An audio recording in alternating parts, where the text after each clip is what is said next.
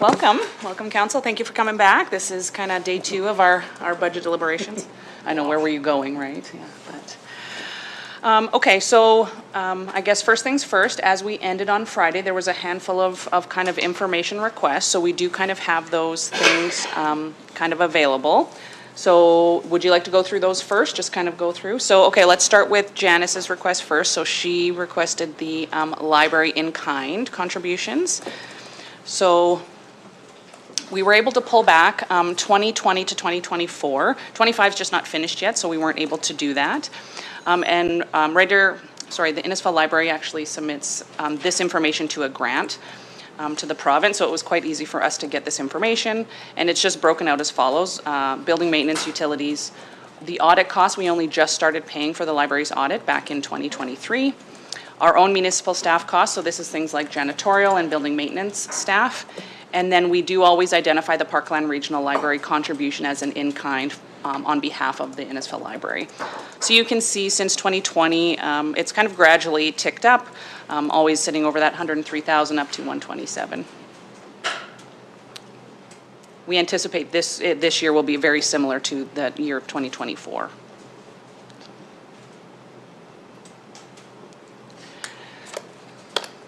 Is there any comments on that? Just a clarification relative to the audit. So it's a review, right? And it's done at the same time as the town's audit is done? That's correct. Or right after the town's audit is done? I think it's due a month later or something like that. Yeah, it is. We actually had the auditor come in to meet with the library board last year and just do a review after the review, actually earlier this spring. It was very helpful. Yeah, they're great. And in 2023, the costs are a little bit higher for the audit just because they did a change up of their GL accounts. So that kind of took a little bit extra review on our auditor's behalf. So, okay, let's move on to the computer program breakdown slide.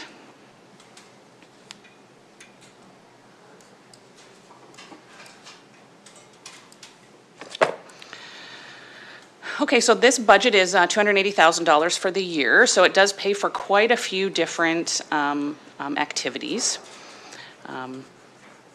So the first one is For Real IT Solution Services. So a number of these top ones all come from For Real IT Solutions, but they're just kind of broken down a little bit so we can manage it. So the first item is just our annual monthly contract. So that's where they come in, they do all the updates and management for all of our computers. They do manage a bit of our software on our servers in that kind of our server room there. He does help assist with our financial software if there's any help with that, as well as our phone system. He kind of assists with that as well. The ESET security is $2,500, so that's basically our virus software and things like that for the town. Office 365 software sitting at $35,000, so that is all of our emails and the Office 365 suite. On-site services, so $10,000. So this is when he has to come and do things that are kind of over and above his monthly contract. We're having an issue. He's got to tear down someone's computer because they clicked on a virus, things like that. It kind of comes out of that dollar amount. And he always identifies, there is always the odd person from the staff that goes directly into the store to get services. So he just kind of catalogs that separately for his own internal book. So we do kind of identify that. We do have Adobe for a couple of our staff have the full Adobe suite services just for their management. Diamond, so that is our financial software, so that's our annual contract that we do pay. That does cover our timesheet software as well as our budgeting software. It's all kind of under the same thing. iCompass, that's our Civic Web suite of services that we do, our meeting software online and also how we save a lot of our documents online for the public. Zoom, we have Zoom. So the council chambers maintenance, we do carry a budget just to manage this room, this building, specifically for the TV wall and the camera. If all of a sudden something were to happen and we need to have someone come down and help figure things out, we need to carry a small budget for that. We do have Hippo, that is our facility management software. ActiveNet is our facility programming software, that like booking software if you want to book hockey or things like that, it goes through there. Catalyst, so that is our software that our GIS software. It's also been expanded this past year to include a few other options as well, specifically building permits and things like that. So now we can manage that through there. Atlas is just a program that's linked with our GIS and mapping software. Vehicle management software is used by operations to manage the fleet. AutoCAD is a program that our planners and engineers use. Telebyte, so that is some standing costs for our phone system. So a few times a year we have to have them come in and do some maintenance, and that just kind of covers those costs. Social Pinpoint or Evolve, that's what that cost is. Fire software, so this is the software that our fire department uses not only for kind of to manage their payroll and the staffing, but they use this for all their fire calls and their reporting back to the province. They're looking at expanding some of those programs this year as well. 212 Creative, that's parts of our website, and then a Constant Contact.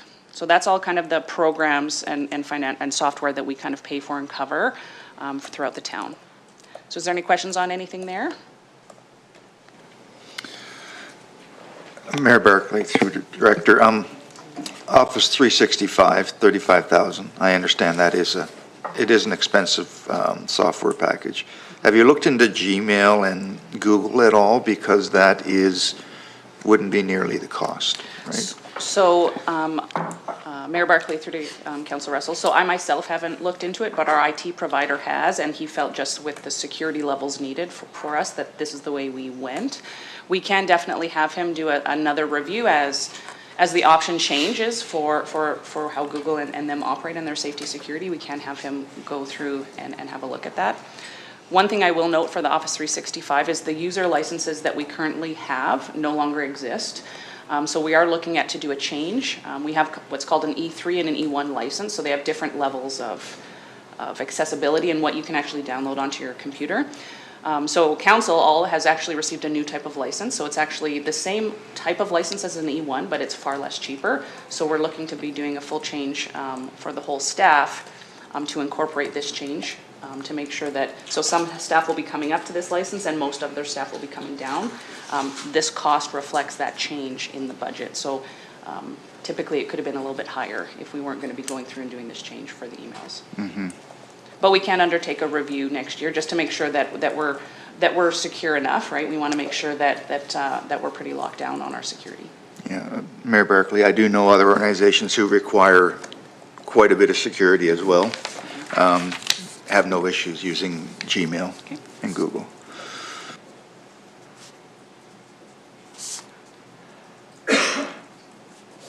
Hi. Thanks, Your Worship. I can go? Okay. Yeah.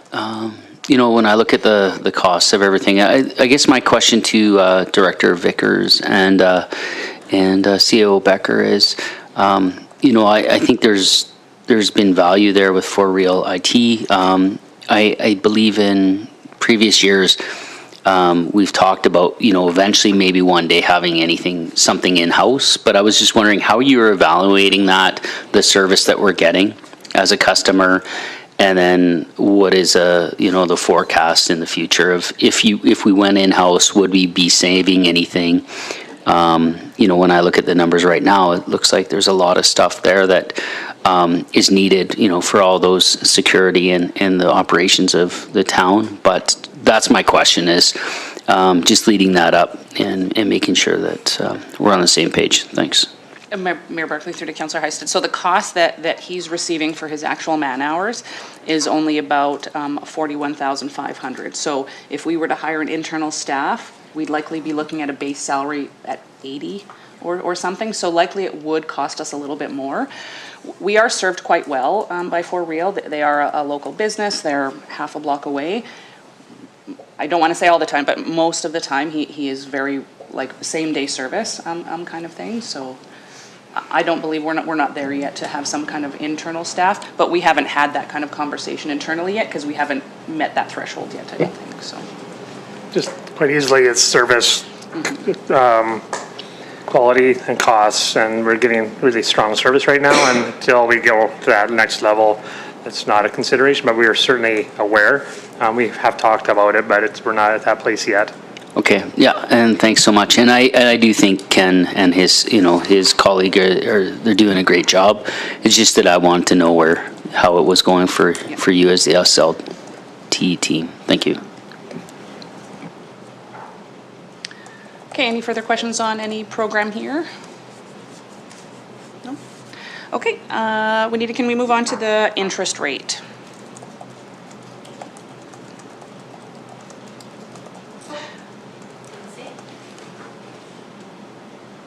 What didn't, oh, the credit union amount didn't know? That was what, 2.7, right? Okay. Okay, I'll get on there right now. Okay, so we were asked to just collect our interest rates for our borrowing and our bank accounts. So the first one is our Southwest Industrial Park. So this is our current debenture that we have that we've been making payments on for the last 2 years. That interest rate is at 4.98%. And we do have our line of credit that we just opened up for the Aquatic Center. So we have not pulled any money off of this line of credit yet, so we're not making any payments yet. And the interest rate, it is a floating interest rate, but it is prime minus 0.25%. And at the date of the letter, prime is 4.7, so currently our interest rate is 4.45. Our standard bank account just has it's just a 2.7% interest rate on our main bank account. So this is where the brunt of our money is held, is in this bank account. And then we do have an ATB bank account.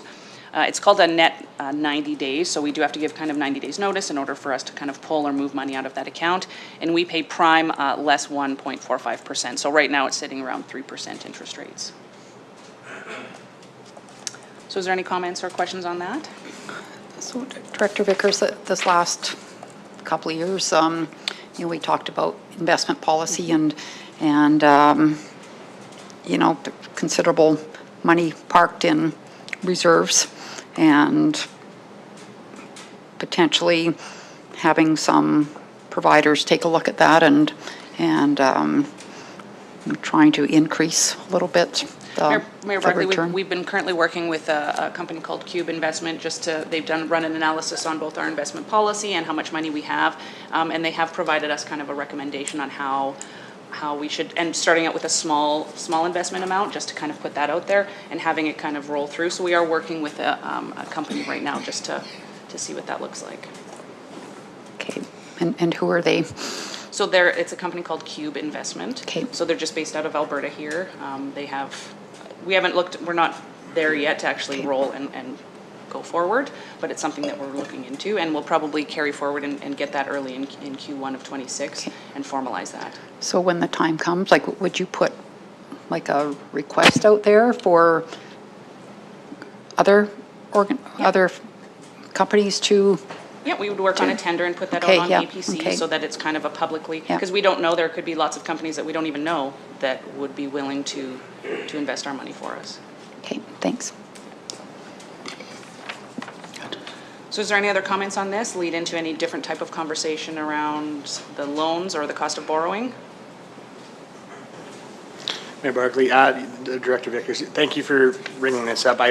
After Mayor Barkley had pointed out a couple of the other, some of this information was in there which I did not see, but I do appreciate the thoroughness of this, and definitely gives us some perspective on potential decisions in the future. Thank you.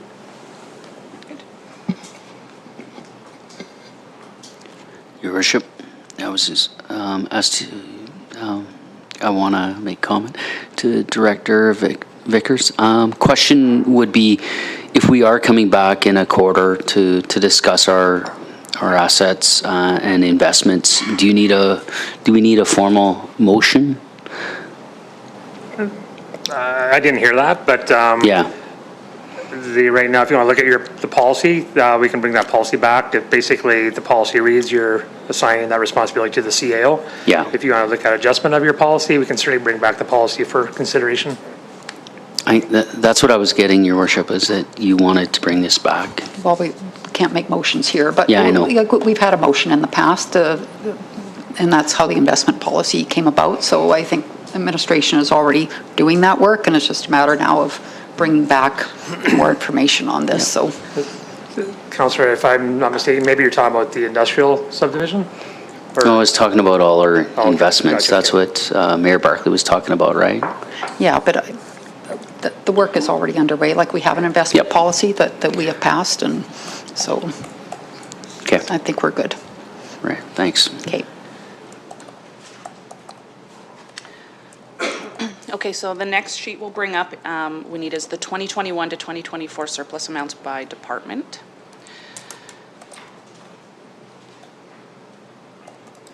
Okay, so I did go through and pull the surplus amounts for the last, from 21 to 24. We chose not to bring in 2020 because it was a weird year. It was a COVID year. We had weird additional money coming in from the government, so it kind of really threw off our numbers. So we elected to not show that. So starting in 2021, our surplus was $290,000. And the reason for that was we had $744,000 of increased revenue and $480,000 of increased expenses with a $26,000 contingency built into the budget, and that leaves us with a $290,000 surplus. That is a 1.31% surplus on the budget. And then so on next year, in 22, again, you can see that the revenue and expenses were both, so the revenue was over budget and the expenses were kind of under budget to give up 486. 2023 was our kind of highest surplus year, sitting at 3.08%. But again, we had that 310 of increased revenue and then decreased expenses. 2024 was a kind of an odd year. We had, the numbers look off because of lots of land. There was lots of land sales in there. But we did see a $1.9 million increased revenue with that corresponding $1.2 million of increased expenses. So all of our surplus numbers are well within kind of the happy range. In Alberta, generally municipalities like to sit between that 1% and 3%. Anything under 1% kind of can create cause of concern. And anything over 3, generally you tend to be a little bit over budgeting. Yeah, so I don't know if there's anyone that would like to speak. Even just our financial indicator reports over the last 10 years, saying that just the median is 1.2 to 2.8 is kind of the sweet spot that most municipalities like to sit in for their surplus. And even just some examples in the local area, like Black Falls, their annual surplus is around 1.7. Sylvan Lake is 1.9, Rocky Mountain House is 2.2, and Drayton Valley, their average annual surplus is around 2.8, coming from the FIR report, statistical information. Councillor Russell. Mayor Barclay, through the Director Vickers. Can we just scroll back up there, please, to the And sorry, and on the contingency. first sheet of this, I have it broken down by department. So if you want to go to the first tab, so I did kind of color code it, so it's a little bit clear. Each color is a different year. We have budgeted versus actuals.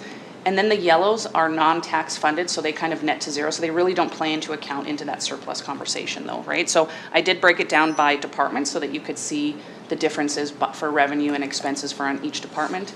And then just kind of summarized it on the second page there. Okay.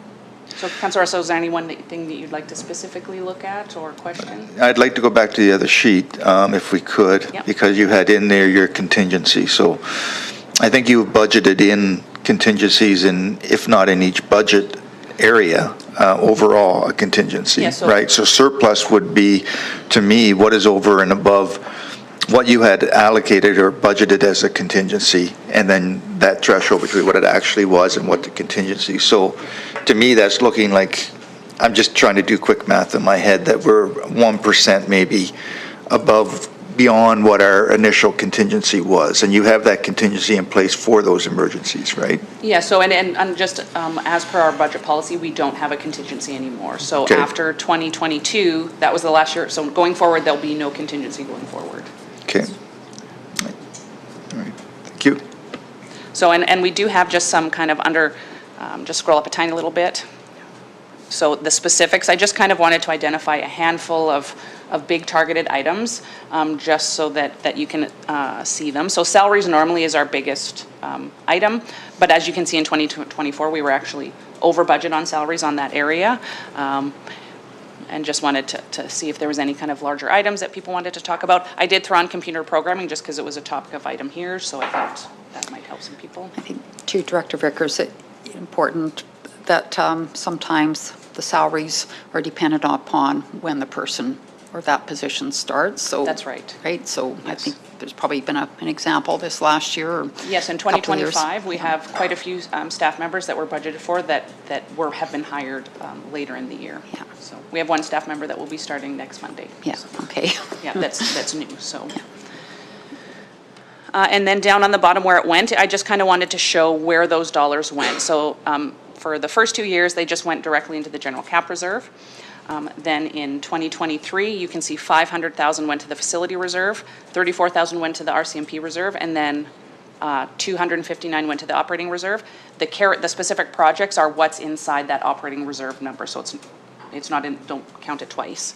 And then the same thing for the next year. A big chunk of it went into that facility reserve, and then a chunk went into the operating reserve. A lot of these were either things that kind of came up throughout the year that were unbudgeted, or things that we cut out of the budget that once we had surplus dollars, we brought it back, and then we're able to get it funded that way.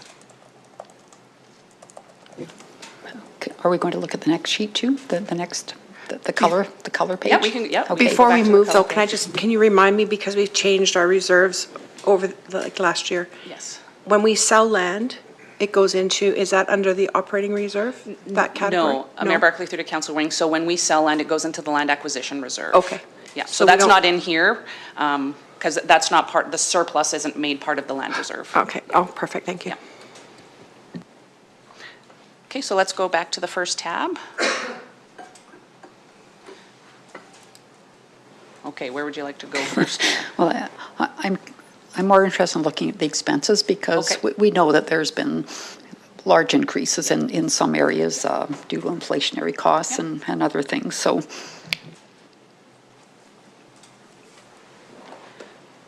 Yeah, so again, the first line is the budget line, and the second line is the actual line for that department.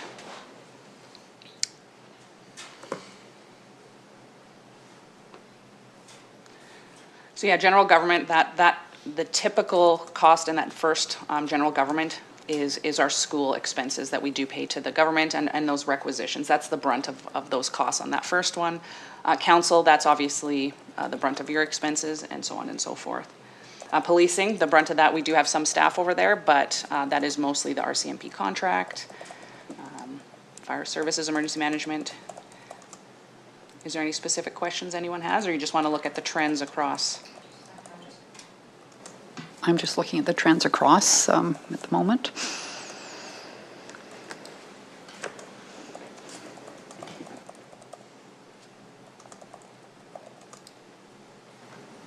Councillor Russell? So Mayor Barkley, I'm just going back, I'm sort of jumping back to the library, even though I don't see the library line on here. There it is, okay. Do we charge a user fee at the library? Mayor Barkley, through to Councillor Russell, so we don't charge any user fees at the library.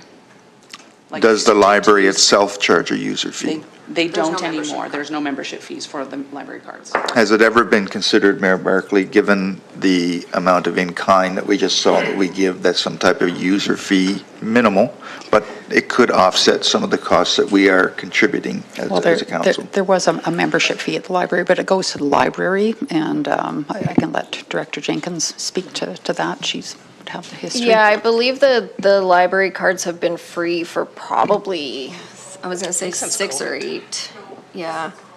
That was, yeah, a library board decision in terms of their budgeting and process. Yeah.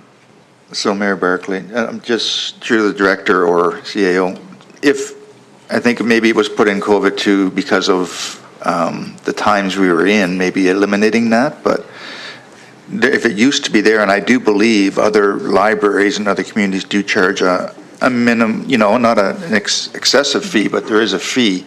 Even though that would go directly to them, that would be revenue to them that we would then not have to contribute as much to their budget, right? So. Correct. Yes, and I believe when there were library cards, it was $15 or something like that was the annual fee. We typically haven't directly indicated to the library how to break out their budget, and they present.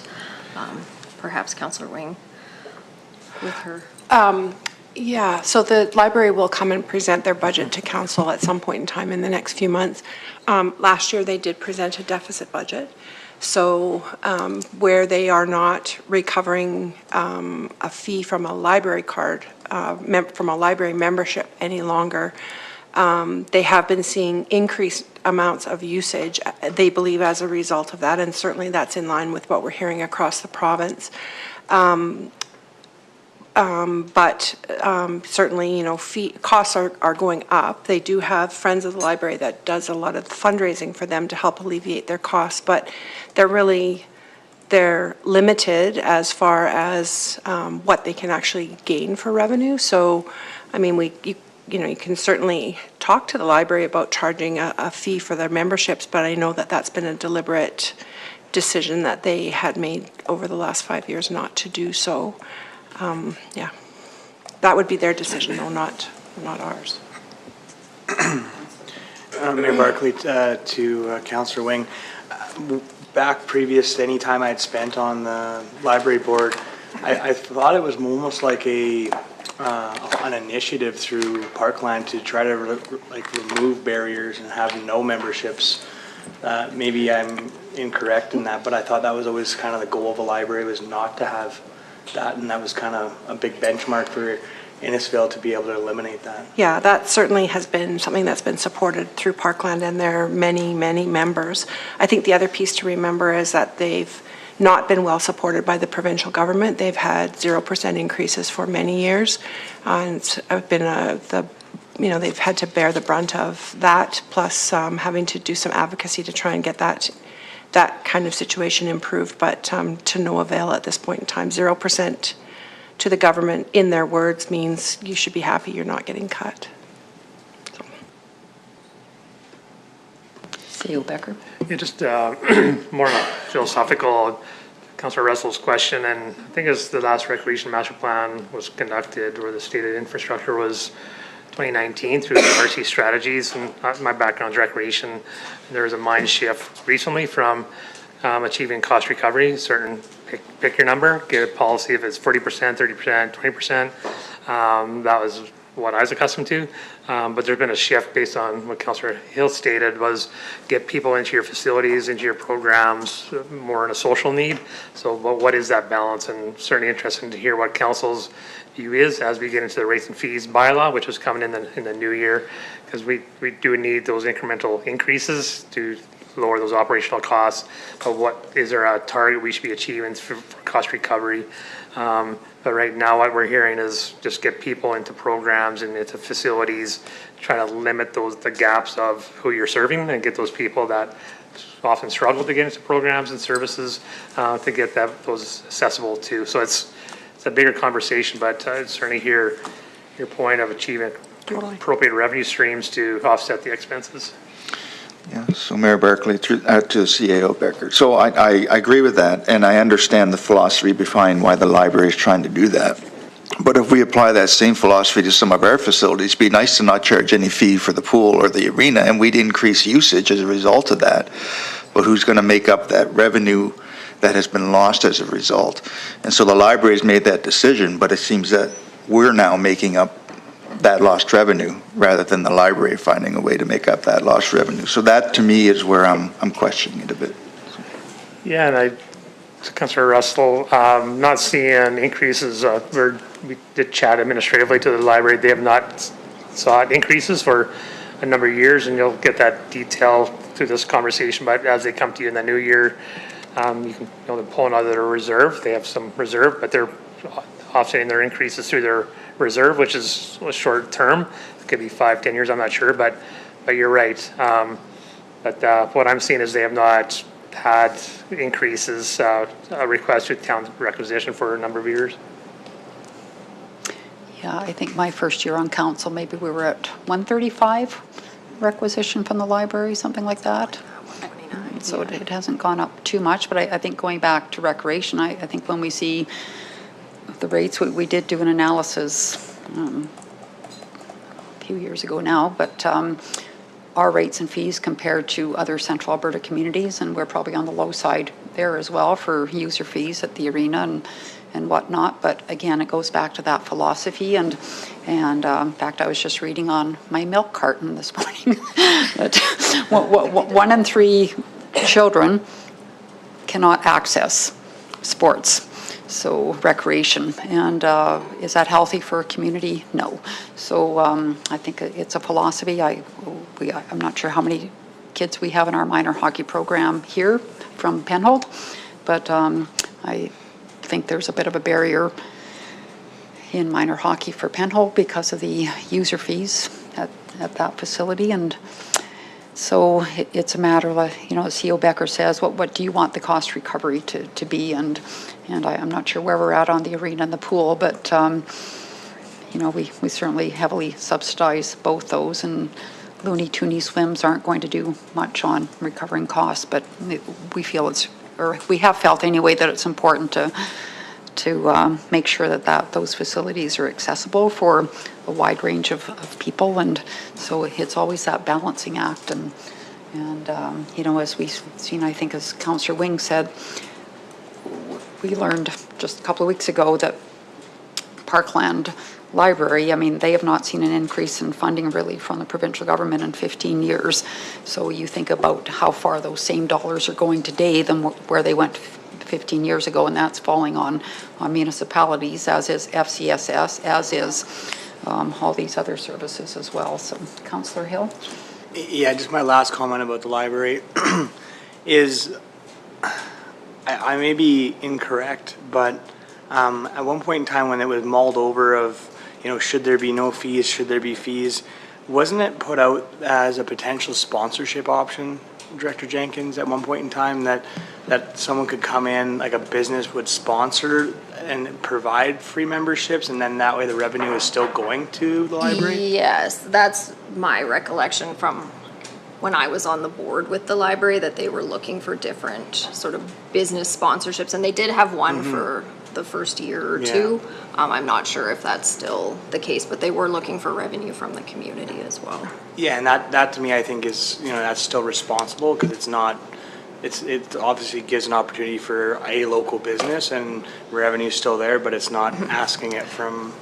And I believe, you can correct me if I'm wrong, Councillor Wing, it's like a $5,000 to $10,000 ticket to cover that budget line for what memberships were generating in terms of revenue for the library. It wasn't a big. You're correct. Big And revenue line. the library does do a lot of work in the community relative to sponsorship activity. They've lots of different programs and lots of supplies and whatever are paid for through community partnerships. As I said, the Friends of the Library does a lot of fundraising. They do casinos and other activities, book sales, etc.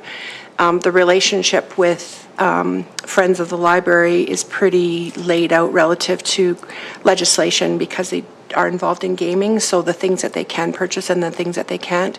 Then again, you've got all of the resources that Parkland supplies, that the town is a part of, the Parkland Regional Library Service. As I said, they will be coming in with their budgets sometime in the next couple of months, just to have that conversation, not to have their budget approved by any means, but just to give you an update on everything that's been happening there. But they are responsible for doing any major upgrades. I know they had blinds installed in the facility here a year ago because some of those south-facing windows it was just too hot, and that was at their expense. So they are responsible for some of the maintenance of that building themselves that town doesn't provide. But I think we've had a good partnership, but I think that's a good conversation to have with them when they come. I can confirm that since 2023, they haven't received an increase, and they have not requested an increase for 26 either. So they have provided us their budget, so that we have kind of used that information in here. Typically, we would invite them in prior to budget deliberations. Just with the new council in term, it was a little tight. So yeah, they'll likely be coming early in the new year just to kind of showcase what they do and talk about everything. Next budget cycle, we will invite them in prior to budget deliberations, so you can have those kind of conversations with them. But I can confirm that they are running a deficit budget again for 2026, and they will be pulling out of reserves to balance their budget. So, And Director Vickers, can you scroll to the top of this screen? Sorry, just so I. Okay. I just want to see what the last column was. yeah.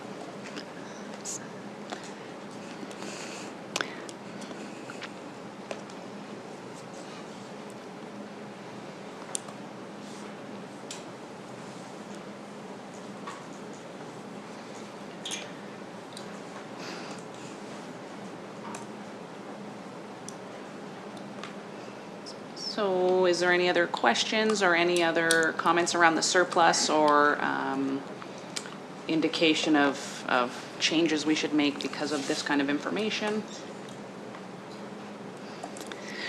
Yeah, I just think when we go back to the first column at, 21 and we're now at 32. And, tying those increases, communicating where those large increases are is important because that's a 50% increase. And clear to see it here, but making sure that that's clearly communicated to the public because some of this is, it's all important, but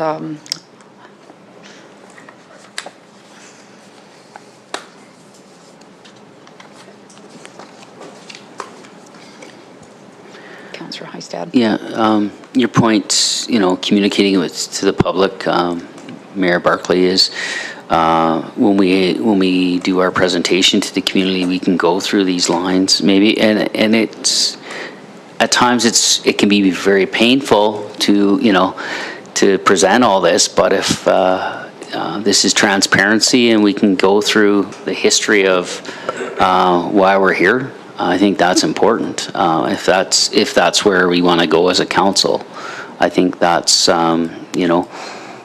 can give them information. It's just making sure that we're the tough part is getting people in. I think my comment earlier was making sure that when we're doing our budget deliberations, it's all online, it's all there for people to see. Then we can do a history lesson as to where all these expenses are, how we got there. I think that's key. And if people don't like where we're at, then, at the end of the day, people like choice. In 4 years, if we're not doing our jobs and we're not presenting properly, then you get a new council.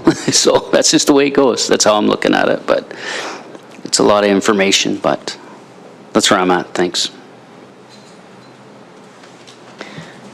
I wonder, we can do it ourselves, Director Vickers, or I don't know if you could provide to us, take out some of the big items where we've seen the biggest jumps and attach that inflationary number to it. And Like our CMP contracts? yeah, that's one that jumps out to me, of course. And I don't know, I've heard you mention about distribution and transmission charges. I don't know how easy that is to break out, but seeing those increases and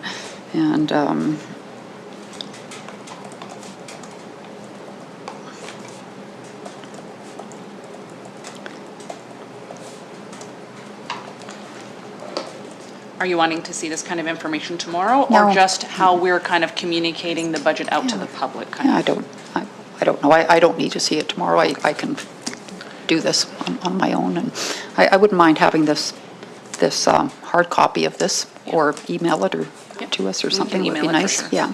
I didn't. It's kind of awkward. Yeah, so I see didn't print that. It off, so Yeah. I thought, yeah. Yeah, just email is fine. Yeah. Okay. I'm sure Juanita will be able to get that emailed out. Yeah, for sure.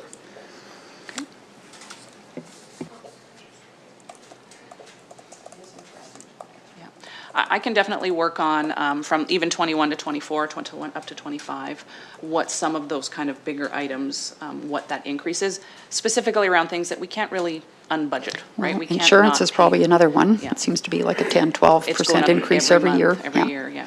Yeah. So some of those big items that we can't Yeah. not pay for, right? Like we Yeah. can't get rid of our CMP or. I've said, I'm sorry. No, Go ahead. please. No, you- I've said before, I felt those numbers that Director Kennedy pulled out, or his team, on the cost per linear meter of water, wastewater, and asphalt, from 18-19 to 23-24. I mean, that was a 45% increase. Where is it at in 2025? Has it gone up again another 3-4% or another 10%? And I think that's very compelling information for us to have, and it also helps with advocacy efforts as well. Yeah, just give my thoughts, as you get back into 2026 budget, the increase to transfer to reserves, and it's an offset of the depleting provincial funding. So council's been clear the last few years to maintain and continue to increase that offset to allocation to reserves. As we know, provincial dollars are not coming in as easily as they were, so it's really up to council. What do you want to maintain that investment to infrastructure? So that'll be the question coming to you soon. But that's a big one for what I see. It's well over 4% for 2026 budget. So we talk about that 7%, or we need now 8% to balance budget. It's really half of that is allocation to reserve, and then you add in your RCMP and your utilities and your insurance, and you're at that 7-8%. So it sounds like a lot, but it's really, do we want to maintain that investment to infrastructure? And there'll be a strong argument from administration that you continue on that approach, because if we don't, then we are relying on other forms of government to make that investment, and we don't have any indication that that investment and partnership will exist over the next little while.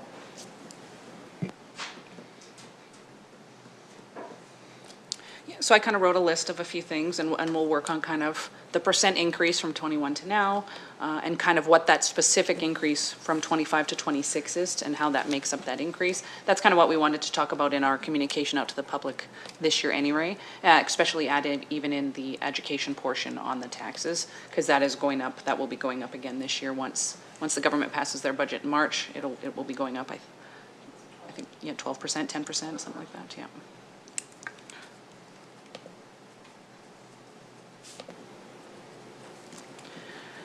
Okay. Are we good to move on from this, or is there any other comments or questions on this?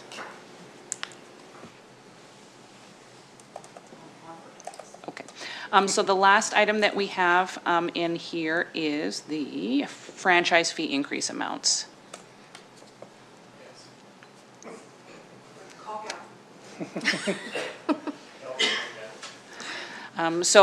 I just kind of, so the Fortis, so our current is we're sitting at 18%, and so in our budget right now, that's just over that $2 million. If we go up to 19%, we see an increase of 111,000 on top of that 214 or 2 million that's in there, and then the 20% is the cap. So that's all we'll be able to get to for that one. And then below is ATCO. We're currently sitting at 28%. For ATCO, we can go down to 35%, and we kind of just see those increases for each one. So, Director Vickers, I don't know, but you still have it from last year, but you had some comparables, or I think you can pull that off, Yeah. right, off their sites. But there was also some communities, I think it was ATCO that was there was 2 fees on the ATCO. So we don't have that second fee for ATCO, and so it's essentially they don't pay their taxes. None of the franchise people do. So for Fortis, we have that secondary fee on there, and it kind of covers that the tax bill for them. So through this review, it will likely be a recommendation of ours to go ahead and add in that secondary number for ATCO, because this year it's costing us $65,000 that they should pay for taxes that we're having to absorb and kind of write off. Going forward. So yes, we don't have that secondary, so we technically pay for ATCO's taxes right now. But that will end up being a secondary fee that will just increase that percentage on top of our normal 28% as well. So would you have those comparables for us, like sometime during budget? Yeah, I can grab those if you'd like, yeah. I didn't think we were going to talk about increasing franchise fees, so otherwise we would have. I don't know. Are you wanting to look at both sides or one over the other? I would like to see both, so that council can see what other municipalities are charging. And okay. Mayor Barkley. Yes. Through the Director Vickers, any increase would just ultimately be passed right on to our residents, right, on their bill? That's correct. Yeah. Thank you.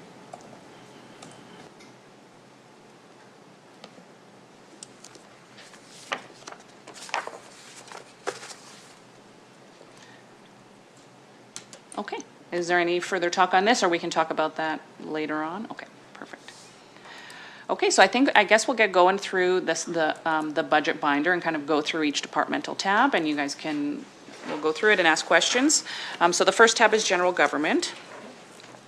Winnie, did you want to go through until you get to that general government slide? Should be, I don't know, a couple in there. Right there. Okay, so general government services, so this functionally deals with all of our taxes. So you can see the three different revenue streams. We have our municipal, so that is effectively the money that we are able to use and utilize. We see the tax revenue schools, so this money kind of comes in and out and goes directly to the provincial government. And then we have the tax revenue seniors housing. I'm not sure why it was always included in with the school costs, so we would like to see that broken out separately as its own revenue line, so we did kind of put that in there.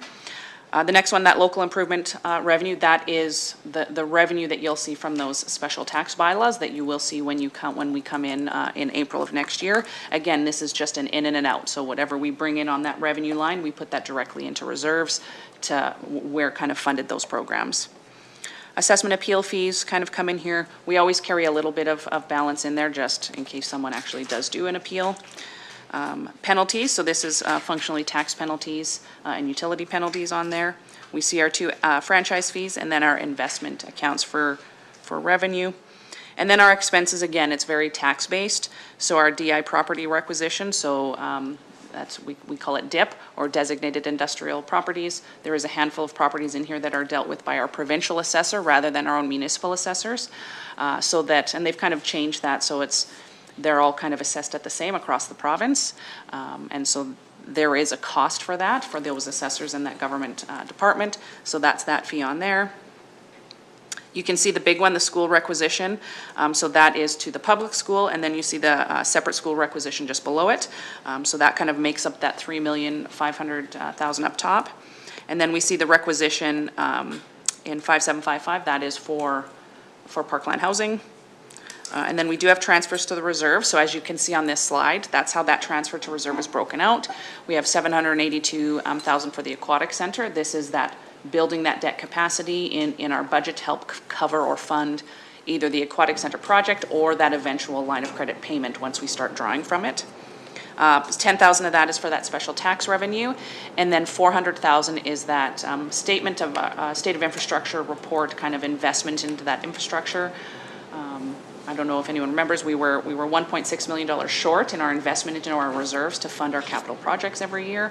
So that 400,000 is the second year. So we asked for and received 200 last year, and this is the additional 200 this year, up to 400 to kind of build that up. Next year we'll be asking up to 600 and 800 and so on and so forth until we kind of get up into that level where we can pull more from our reserves to fund our capital projects. As you can see, that the carbon tax is now zero for this year, as it has been taken away for all commercial purposes at this time. We don't know if it will ever come back or not, but as it stands, it's off right now. And then you can see that gas franchise tax payment, that's the ATCO gas payment that I was speaking of. So we do technically identify it as revenue up top, and then we actually pay it down here on the bottom, so it kind of nullifies and nets itself out for our budget. Can I ask a question, please? Yes. How do you calculate, first of all, how do you calculate the school requisitions, or like the school amount that you send on to the provincial government? And why are we still collecting public and private, or public and separate school categories? Because they don't fund them like that anymore. So we collect them that way because that's how we're invoiced by the government. So we are invoiced by the Alberta government for the public school, and then we are invoiced by the private school board, and we issue that payment directly to them. So the Catholic school, Red Deer Catholic sends you a bill for... I'm not sure if it's Red Deer Catholic that we pay, but it's definitely the Catholic school board that we pay two separate invoices. Like, it doesn't all go to the same government program entity. Then we apply a mill rate to get that number. It's done with by mill rate. Got it. Thank you. Yeah, so every year we do, we log into a site, Miro, and we put in kind of our current assessment information. Right. They then equalize that out across the whole province, so we're paying dollar for dollar kind of the same rates. And then I receive those specific mill rates from the government, and I backdate what our assessment is for this year so that I get the same net dollar that they tell me that we owe. So they're going to come in and they're going to say, you need to give us $3.5 million, and here's the breakdown of private and public school kind of percentages. And then I input that into this site. It's a very slick site that's run by the government, and it kind of pops out what we have to pay. So, yeah. just want to clarify some. Red Deer Catholic's public, it's a public system. It's not a private system. So just want to, they're both public schools. Just want to point that out. Thanks. Yeah, the school board, regardless of where the money goes, each Yeah. student gets the same dollar for dollar value in our system. I'm So ju- whether it's public or Catholic or. Yeah, I'm it's just the same dollar. clarifying that because private's different system. Thanks. So within the binder, so on that first page, you just have the 25 to 26 amount, so you can kind of see how those numbers changed from year to year. The next page, you do see from 2026 to 2030, so these are kind of some estimated increases and things like that. The next page is kind of a new page for this year, and we did add some historic budget comparisons. So we did the 2024 budget to actuals, 2025 budget to actuals, and then we see 2026, just so you can kind of see some history in the past for where everything's sitting. On the next page of the costing center summary, we do have some more additional comments inside. So these are the comments that we put directly into our budgeting kind of site, just to kind of help us explain what everything is, so you can kind of read through those things. We do have a couple little slides that we can go in, but if you keep going back to after the costing center summary, we kind of come into our actual tax information sheet, where we can see all the general municipal, non-residential, and then machinery and equipment. It kind of shows our 2025 actual assessment, and then our 2026 assessment that they've already provided to us, and then two different kind of tax rates. What the tax rate would be at our current rate for 2025, and then what the tax rate is for the proposed increase of 1.59%. So, and on this slide, you can kind of see how in the Code 1 residential, how that's kind of increased from the 25 to 26 kind of assessment data, and it kind of breaks it out on every different tax code down there. Anytime you see the DIP, those are those designated industrial properties, and those are assessed by the provincial assessor. And so kind of that's kind of how we separate it out. The next page is our full assessment summary that was received by, this is what we kind of used from our assessors. So this is kind of the full breakdown of all of our assessments. You can see on the bottom side, these are all the exempt properties. So typically a lot of those are municipal owned, and then anything owned by, the provincially owned schools, churches, hospitals, things like that. So you can kind of see the assessment breakdown difference between taxable versus non-taxable.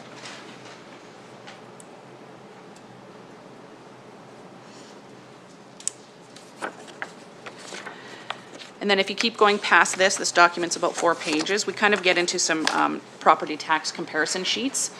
And so what I've done is I've taken actual properties that are, for 2025, their actual assessment. I've attributed an assessment increase based on our assessment and done the tax increase at 3 different rates, just to kind of give you some options so you can see how different properties on both residential and non-residential kind of are going to potentially be increasing. And then we can see that either the annual increase or the bi-month increase.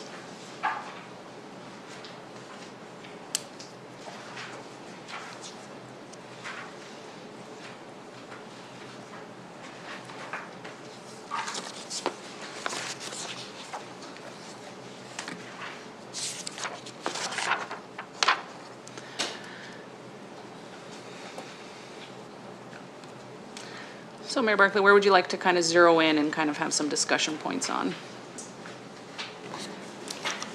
One thing I'm curious about, and I probably figure this out, but I guess what I'm looking for is, tell me how much more you need in dollars this year to balance the budget over what we needed last year. Okay. Yeah, so if our tax rate remained the same, and our assessment remained the same, but our expenses have gone up X. So you want to see that exact dollar value for what we're putting in here right now. So the change from last year's tax amount to this year's tax amount with the 1.59% increase is $820,017. No, but I guess what I'm saying, if we left everything flat, and I'm not saying we're going to, but if we did, is that what we're missing to cover this year's budget, $820,000? Yes. Okay. Yeah. So Okay. that is from our last year's Yeah. taxes, our tax revenue of 10,372,000 to what we need now, it's 820,000 Okay. to get that down. And Just- that is getting there by having that assessment increase Yep. and the tax increase. No, fine, it's just a little bit easier to think But if about it we in had- dollar terms as opposed to a percentage, and, If we had a zero assessment growth and every property was the exact same, Yeah. we would need 820,000 Yeah, still yeah. to balance the current budget. right. Yeah. Okay, perfect, thank you. Puts it in perspective. Yeah. Mayor Barkley? Yes. Through the Director Vickers, of that 820,000 though, 400,000 or is it 200,000 is an increase in what's going to reserves? The total increase to reserve is over 500,000. So this vast majority of our increase in cost is not an increase in cost, it's an increase to what we're putting into reserves. To reserves, yeah, so partial, so about 180 or 190,000 is the aquatic center, 200,000 is going into the statement of infrastructure reserve investment, and then we do have some reserve investments littered throughout the sheets here as well.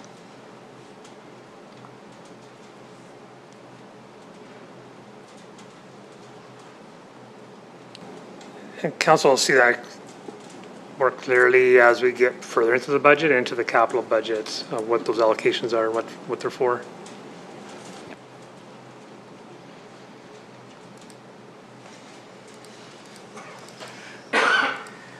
And just on those quick numbers, it's roughly a 7.3, that 820,000 based on our 1% tax increase, 7.3 times that 111,000 brings up that $820,000 increase.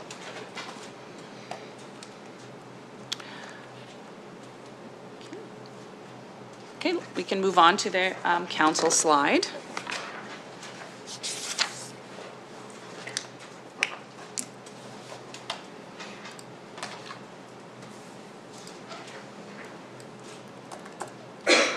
Okay. So council, this is kind of council's budget. This is kind of all your activities. You can see up top, you do have council, your honorariums and fees and all of your benefits. So you can see that there is an increase of around $18,000, which is stemming from the increase from the recommendation and the policy from the council remuneration policy. So now is council's kind of opportunity to have some other discussions to see if the increase would be accepted by council or not. Below that, we do have the council professional development, so it is sitting at $30,000. Each individual councillor has a set amount that that you guys are able to use towards your own kind of education, or if you want to go to any seminars or conferences or things like that. Just note that all of the costs do need to kind of come out of there too. So if you are flying somewhere or hotel costs, that does come out of that as well. Then we do have our travel and subsistence and registration fees. So these are specifically for items that we send you for, specifically AB Munis, and any other little kind of conferences or little day sessions that we book on your behalf. That's not going to come out of your professional development, and we'll fund that ourselves. Advertising and promotions did go up a little bit just to kind of offset the increased costs, and that does cover things like those community awards, birthday celebrations, the things that are on the slide there, right? So your scholarships come out of here, any of those sponsorships can come out of here, things like that. The parade costs, if you have like a standard meeting and you need to buy costs, it kind of comes out of here as well. We do have some operating projects sitting out of this department this year. So the first one is strat planning. So we do have strategic planning booked in January. That does come with a cost of $15,000, so we do need to include that in the budget. Also, as part of kind of a new council kind of group, we are going to be doing some communication workshops next year. I think this does cover two, one for more around that emergency communications and one more just around like council communications and what's appropriate and how to do social media, things like that. And then we do have another operating project for a committee review. So what this is going to do is kind of look at all of your committees and kind of give a feasibility review. Should we have them? Should we combine them? Kind of go through that kind of stuff. So that's also sitting at $15,000. So that's where that $40,000 dollar comes from. A lot of that is typical. We do need those costs as a new council's coming in. We need to invest in that. You can see that the election expenses is gone this year. And then equipment under 5K, that's if something were to break, you guys need a new mouse, something's wrong with your Surface Pro, things like that.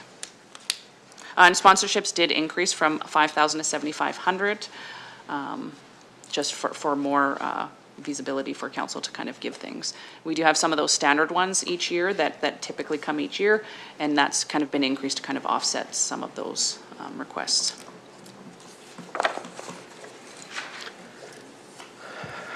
Quick question. When will we do our next census?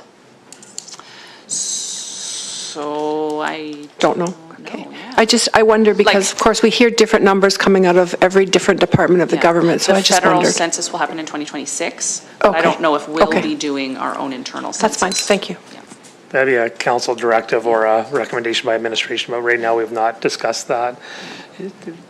Maybe something to consider as our population is increased. It would certainly help Yeah. with such grants as LGFF. But I believe that the government will be doing theirs in '26, because our last one was 26. 2021. Yes, the so every federal will 5 happen in years, so, 26. yeah. Then with 26, most of the information won't be released till 27 and then 28, right? So, yeah. I just wondered, based on that number we see on the provincial government website, around 8,700, and if that gives us more leverage with the government for funding, I don't know. That's the number they're using with libraries.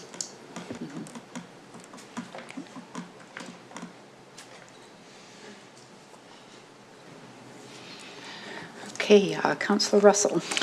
Mayor Barclay, and I'm not sure who this would go through to. Probably I'll start with CAO Becker. So when I look at the overall budget, I mean, I do have concern with the percentage of increase that we're looking at.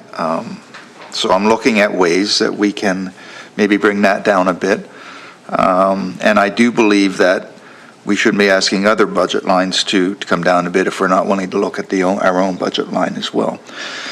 So when I look at this, one thing that comes to mind is the Alberta Municipal Convention that we just went to. It is a significant cost for the entire council to go. Just wondering, if it's, even though the little things can add up, if we were to not have the entire council go, but maybe the mayor and 2 councillors go to each spring and fall one. So that means as a councillor, you would go to 2 through your 4-year term rather than to all 4.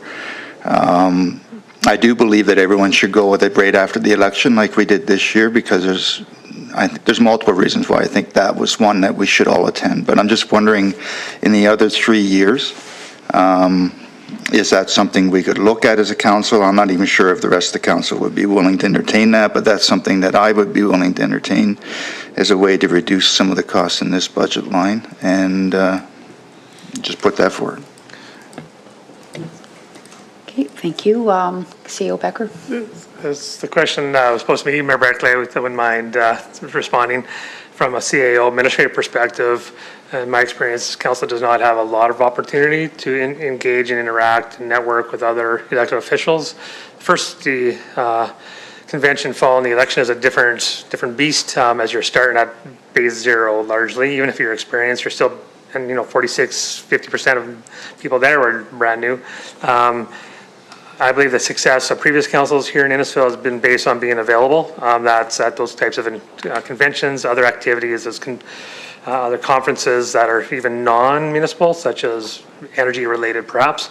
But my view as a CIO is to encourage council to maintain their participation at the AB Munis Convention and other activities that are presented. That's my view, but the question would go back to your council on what their feeling is in regard to your consideration. Yeah, I would concur with that. I think, we changed things up last term. FCM, we used to send 2 people a year, and we thought, well, other municipalities have budgets for those kind of things, so let's do the same. And those who are really adamant about going to FCM, for example, you can go. But we felt that Alberta municipalities was so important for all of us as a council to be there, and not only the spring and summer caucus. We did host one of those, but I think the breakout sessions, the networking, and I think compared to many other councils, we're we're very responsible in what we attend. I know many would also be attending RMA and many other things. So I would be a huge proponent of continuing on with Alberta municipalities as we are.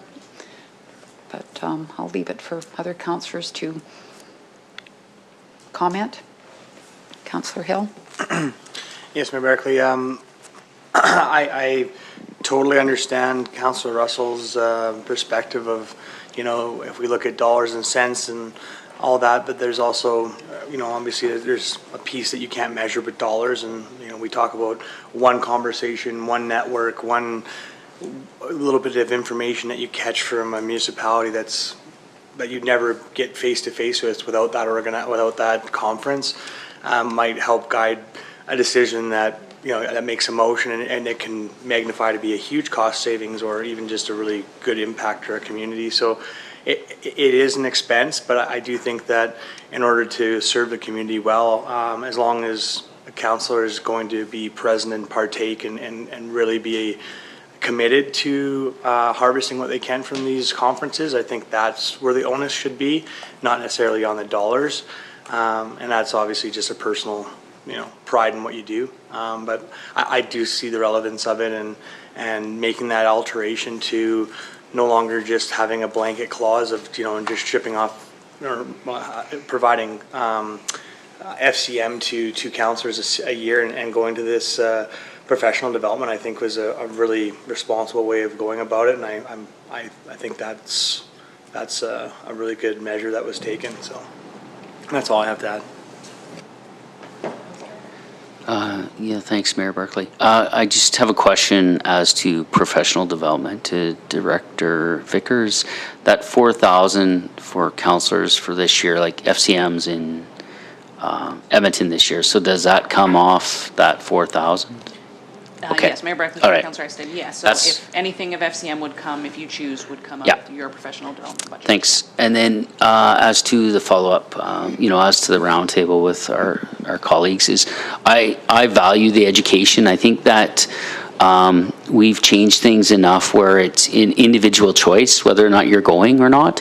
And I think and I'll tell you why, when I look around the table here, it could have been a different scenario with individuals that may not have the same level of skill. I look at this table as very high level skilled individuals, whereas we could have had individuals that have never had any governance experience or levels of experience that really would have needed some additional training. As to this, I think there's flexibility in here when we sit down as to what's going to work for us. Are we going to be available for spring caucus or anything like this?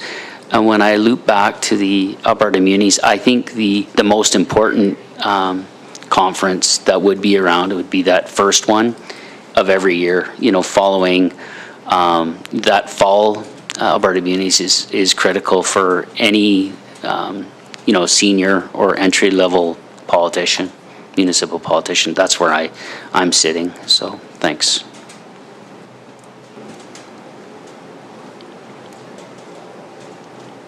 Sir Wing?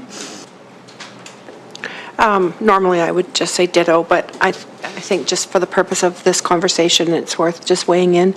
I concur with, I appreciate Councillor Russell's concerns, but I concur with the comments, especially relative to that big fall conference in the fall. As I sat and contemplated after I got home and wrote my report, when I consider the value of availability to provincial politicians, to other municipal politicians, whether they be large cities or whether they be like-sized communities, seeing colleagues from other communities that I sit with or that we sit with on other commissions and boards, I think that it's just, it's really difficult to come up with a number or a number relative to the value that can be received from an event like that. I did chat with a colleague from one of our southern communities that's part of Parkland Regional Library that I've gotten to know over the last couple of years, last 4 years, I guess.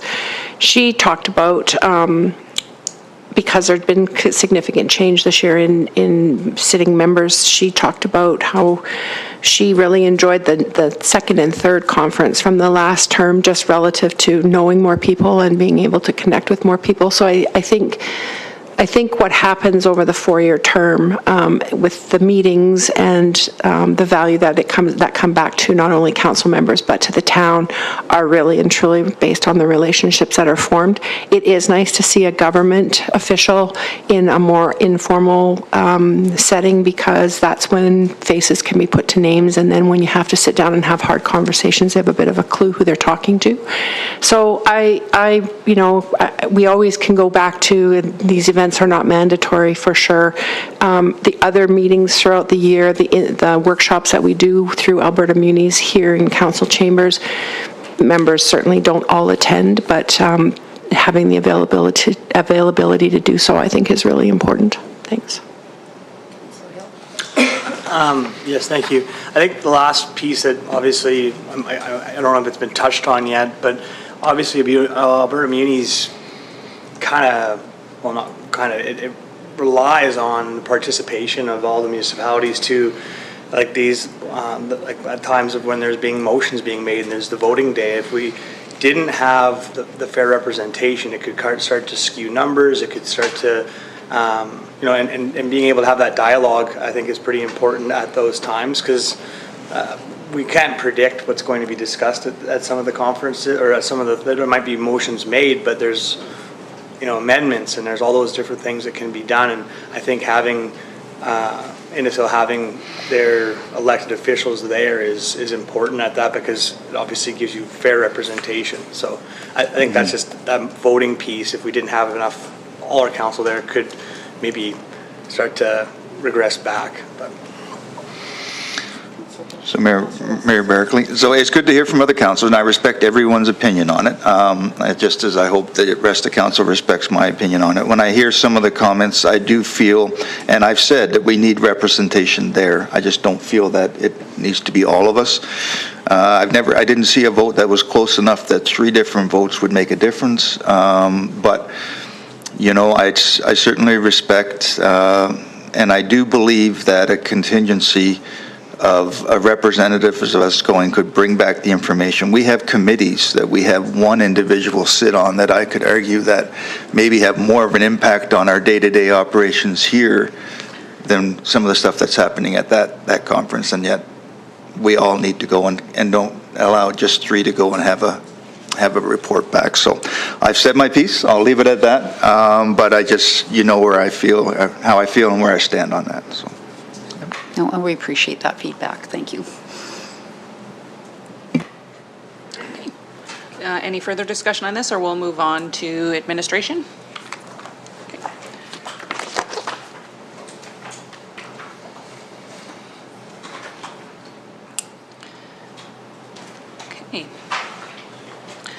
Okay, so we do see some revenue in this department. Sale of services, that's primarily tax certificates done by the tax department.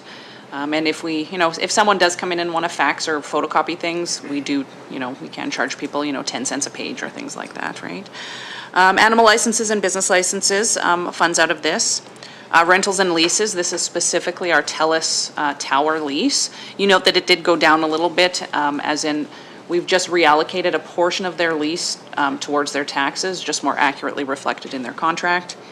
And then just some miscellaneous revenue is we've just kind of always identified some of that there. Then we get into salaries and benefits. We do have all of our employee recruiting costs out of here. So if we, like anytime we're posting any advertisements in any kind of publication, or even if we did end up having to pay some relocation costs or things like that, that kind of comes out of that budget. So we don't necessarily spend it always every year, but we do like to carry a small amount just in case we do need to have it throughout the year. Staff development and training, travel and subsistence. The telecommunications out of this line primarily is like internet and phone charges. We do pay some annual fees for our phone system because we have one line coming in and then it kind of turns it into that like 10 multi-line kind of system. Advertising and promotions, this is primarily made up of our newspaper costs, the insert in the newspaper. We will surpass that $48,000 out of this budget. It all comes into this budget, and then I will disperse that across the other advertising budgets throughout the department, just because they all budget it little bits throughout the year, and that's just a function of what we do. Membership fees, so things like AB Munis, RMA, LGA, things like that, going into those kind of organizations come out of here. Equipment, so that specifically is things like our photocopiers in this office, our stuffer, our postage machine, all comes out of this line. Legal services, so we only have legal services under 2 areas in the budget, so under bylaw, and that is specifically for bylaw prosecutions. And then this typically, outside of realtor expenses or legal expenses for land sales, this is our legal budget for all other areas of the town. So if we're getting just some legal advice or getting them to review something, it's going to come out of this line on this budget. We see the assessor fees, so we are in the middle of our multi-year contract, so that will stay certain for another couple of years, sitting right at that $80,000. You see that computer programming is sitting at $280,000. We did kind of go into that already, that breakdown. Contracted services, so this is things like our shred-it expenses. Also, our HR contract comes out of here. General insurance, so this is the insurance for the entire organization. We don't break that up across departments. Supplies and goods, typically we pay for all of the paper products, supplies and goods like in our, like all the pens and paper, and then other departments just tend to come shopping in our back room, right? So,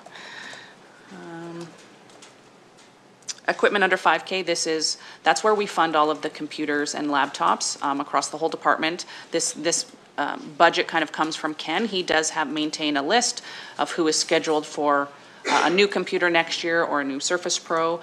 Some people get newer ones and their older ones are still good enough. They get refurbished and go kind of roll downhill to someone who still needs it but doesn't need a brand new high working computer.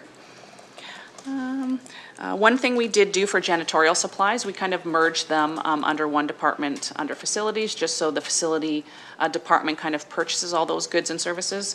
So it's just easier for them to manage, and they'll buy large lump sums, and they'll buy a whole bunch of toilet paper, and when someone needs it, they'll just kind of disperse it themselves. We have a little bit of supplies for tax notices, so we do have to buy kind of special paper for that every year.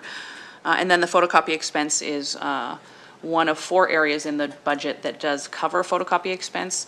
And that's generally things like, it says photocopy, it's more like postage expense, right? So any of those costs for the postage machine, things like that. And then the utilities for this department, or for this building, sorry. Any questions on those? Yes, Mayor Barkley? I have a question, Director Vickers. So going into the historic budget page, you look at general insurance in 2024 was $230. Actual was $252, 25, $260, actual $280. But we have a budget item in 2026 for $280. Do you think that is maybe too low, considering the trend? Mayor Barkley, yes. So I have reached out to them and asked for some kind of estimate, and they have been reluctant to give me a percent increase yet or any kind of numbers until they go through and do that. So we have not done it. This is typically what we do every year, is we just budget similar what we have one year and then increase it the next year. Okay. We can preemptively do that and apply a 10% increase, but then that would be $28,000, so. Yeah, but if it's realistic, I guess. Yeah. And my other question through to Director Jenkins, put you on the spot. I know you won't have the answer off the top of your head. Don't expect it. But I know that we have solar arrays on various buildings in the community. We, I believe, contracted with the company to sell carbon credits, and wondering how that's going. I know that market has changed considerably since that began, but... That market has changed considerably. So I believe when we signed up with the brokerage company, the estimate was an additional $7,000 to $9,000 annually for the marketing of the carbon credits from our solar installations. The estimate for 2024 that has come in is about $1,300. $1,300. So yes, the value of carbon credits has diminished substantially. And the way carbon credits work in Alberta, we can only market them for a 10-year period. So at this point, we've opted to not take the $1,300 and see if the market changes, and then we'll still have the ability to sell them for the 10-year period. Yes, and we hadn't included that revenue in the 2025 budget because it was the first year. We weren't completely confident on how much it was going to be.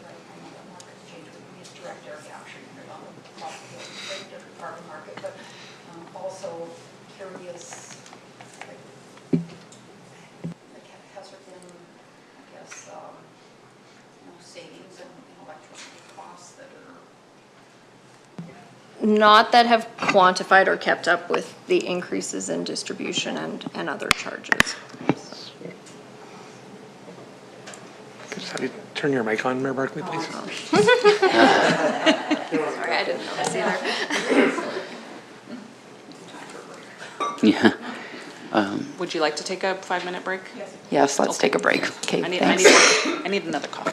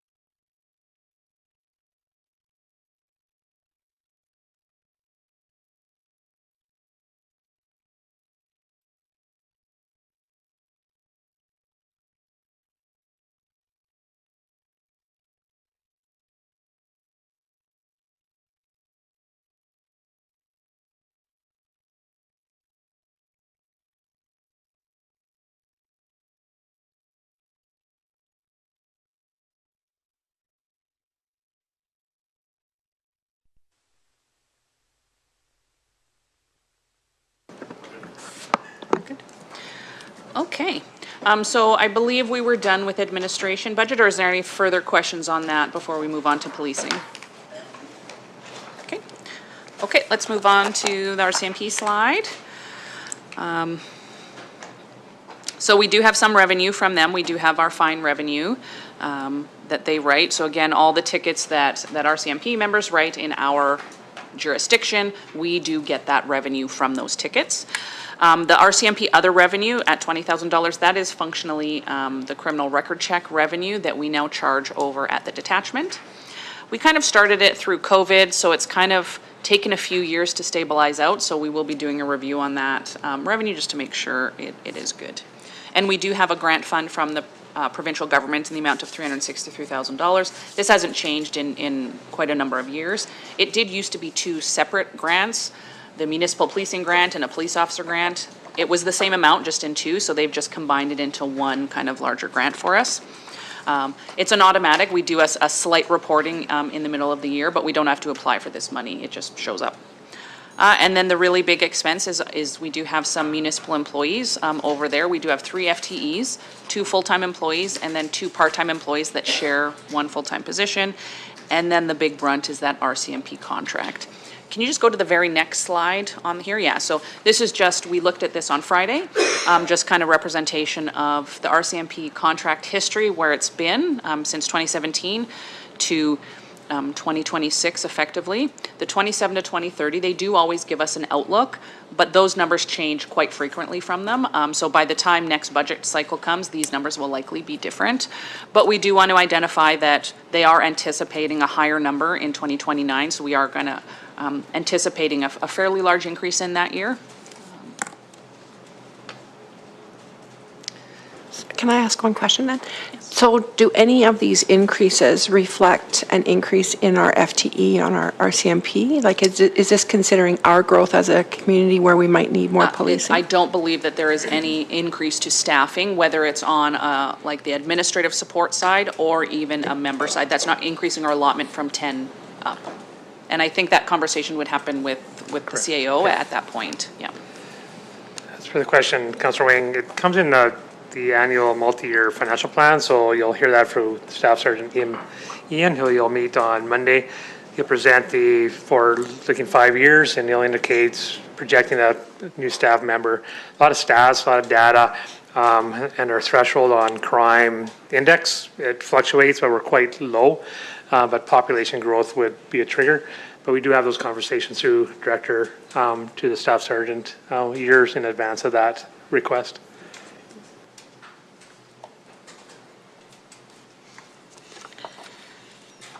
Okay, if there's... I just wanted to make mention, we pay for 10 members. There's 18 members plus traffic on location.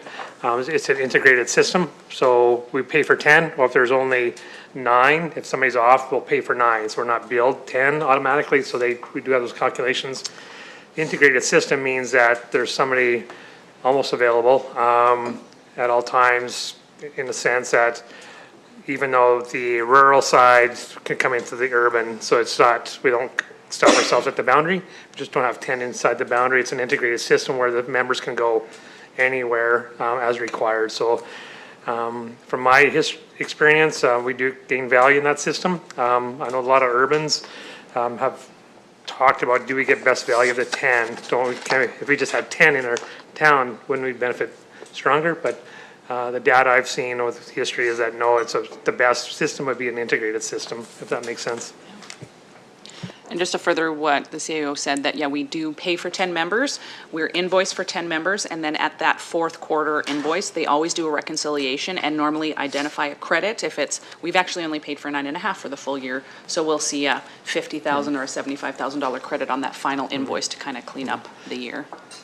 And just, there was mention previously about the SRO. So right now, the town pays for 100% of that position. It's probably about 5 years ago, we did go to school divisions and the county, even in Penhold, to look at potential funding of that position. There was no appetite to provide the town funding. The town decided to continue on with the program. That's something could be an ICF related discussion to help share that funding. It's a really important program for the community, but it certainly benefits the region.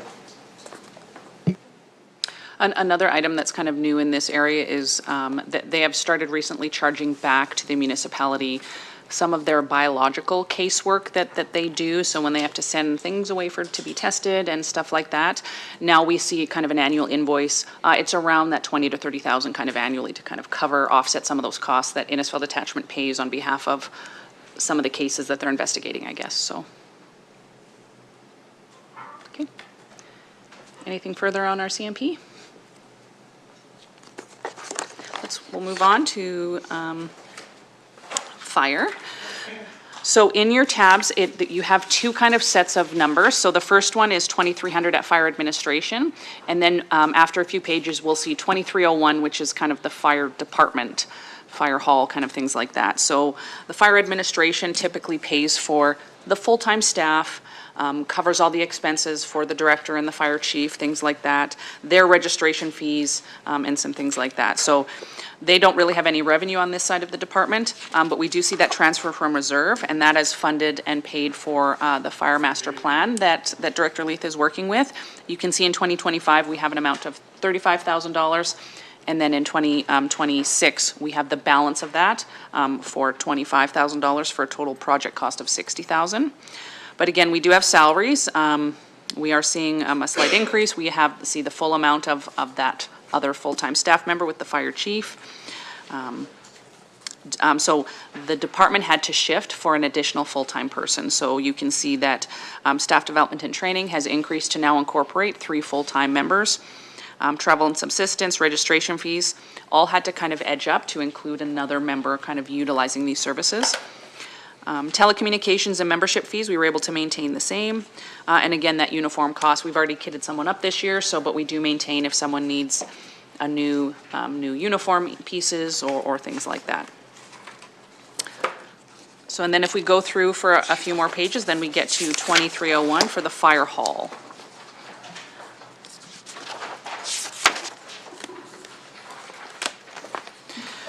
And so this is where all of our revenue comes from for the fire department. So that first line, the sale of services. So this is coming from our brand new fire bylaw that just got approved last year. So this is where we are now eligible and able to charge back some costs back to residents and users if there is like accidents or fire calls within the community to help offset some of these costs. The next line, fire department extrication, comes from, this is fundamentally all those costs from the highways. When they're out on a numbered highway and having to do traffic control and cleaning up a site, they are able to charge back those costs back to the provincial government through an invoicing service, and then they do pay that back. And then you can see that Red Deer County contribution, so that's their share of the cost of our fire department going into the Red Deer County area and kind of doing that cost share. So Director Vickers, maybe a question for Director Leith, I guess. So on the extrication revenue, is that cost recovery on that? And are we also billing, you mentioned the other day, the call for EMS calls that we're covering when ambulances aren't available, and I assume that we also bill for that? Yeah, Your Worship, the vehicle extrication is a complete cost recovery, so from Alberta Transport for anything on numbered highways. And then Red Deer County, by law, allows us to recover costs from Red Deer County for any incidents that we attend in the county on their roads. In respect to EMS responses, we do get a small contribution from Alberta Health Services currently, which for this year was about 6,500 for responses, and then another 6,500 for actual training involved in those responses. And would that be cost recovery, 100% cost recovery, Dr. Leith? Currently, there's no mechanism for turning around and trying that cost recovery. The response normally from Alberta Health Services in respect to that is if you do not want to carry out medical first response, then don't. Is basically we apply for the grant payments for responses and also for the training each year. The last Last year, we didn't receive any payment. The previous year was the first year we got funding for some of those responses, which was in that around $5,000. It's increased a little bit this year, but due to their own ministerial changes, that a year was missed, and they recognise that. Okay, so do you know what the cost would be compared to what we're? So as a rough cost estimate, we're currently on around 120 calls for EMS responses. The cost per call is around that, just for staff purposes, around that $300 to $400. Sorry, $300 to $400? $300 to $400. Okay. Okay, thank you. One question relative to Red Deer County contributions. Is that, how do we calculate that, and why is it going down? So, okay, Mayor Barkley through to Councillor Wing. So it did go down this year because we increased it last year with the intent to coordinate with them to help them cover a portion of our new fire chief position, which got denied. So we're really just kind of coming back down to normal numbers. So that is why the decrease is there.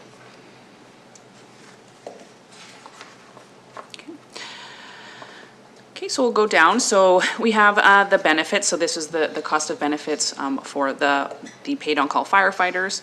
We do have some external training. So that $10,000 is not for their like Tuesday night trainings. This is really if we're paying for like external training. We have to send somebody away to a different kind of proctor or a different course. That would come out of there. Our staff development training line went from 75 to 80. This is our Tuesday night training nights for our fire department. So we do focus heavily on training our firefighters, and that's where that kind of fund comes from. You do see the member salaries coming up next. Really, that's just the standard COLA increases kind of incorporated into that. And then we just go from there. The telecommunications line, so this does fund, Red Deer 911 is the biggest expense out of this line. We do fund it as a one-off at the beginning of the year. Operating projects, so that $10,000, that is for the Fire Cadet Program. So we are kind of building that out this year, and we'll see some more expenses coming out next year. And then it does taper off and goes down to $5,000 in perpetuity, but it is a program that we'll be maintaining long-term. Equipment and vehicle repairs and maintenance, that is specifically for the fire trucks and the equipment that they have at the fire hall. Contracted services, we are seeing an increase from $10,000 to $30,000. So $10,000 of that is a continuation of just mental health supports for the fire department if anything were to come up. Even such things as a major incident that we then need to bring someone in to kind of have some conversations with the team. But we are increasing $20,000 for, let me see what the right wording is. Yeah, for sort of those fire inspections as part of our QMP update. Now, the QMP update hasn't been formally brought forward to council for approval, but knowing that we are going to be bringing it in next year, we need to incorporate some expenses for that. Otherwise, we'll just be asking for a budget adjustment in the new year. So we want to preemptively put some dollars in there that would coincide with the increase to QMP. They do have equipment under 5K. This is primarily their radio replacement. So they have a lot of radios that they have to manage with the fire department, and they all need to be kind of certified and up to date. So we do have to replace a number every year. So it does kind of come out of there. Again, just like the admin line, janitorial supplies has been moved and to the facilities budget, and they'll kind of manage that kind of internally. Vehicle fuel maintained the same. Firefighting supplies did have to go up by $10,000. So this is where they're buying bunker gear for staff, hoses, all kinds of firefighting supplies. I don't know if anyone recalls from our previous councillors, when we were talking about the surplus from 2024, we actually had to ask for some additional dollars to pay for some new bunker gear because we actually had some bunker gear while on a staff member inside a fire kind of break down and kind of burn up and melt up. And then it came down, we actually found, I think, 6 sets, if I'm not mistaken, of bunker gear, that we had to then replace that now we're seen to be damaged, and we needed to protect our staff. And those costs are just increasing, right? Like a full set of bunker gear is like pushing $4,000 or $5,000 now per staff member. And a lot of our staff only even have kind of one actual set that's for them. We do have lots of extra pieces that people can wear, but if you're in a major fire, your set now needs to be washed and prepared before you can kind of wear it again. And now, if there's another call that same day, they're wearing maybe improper gear and things like that.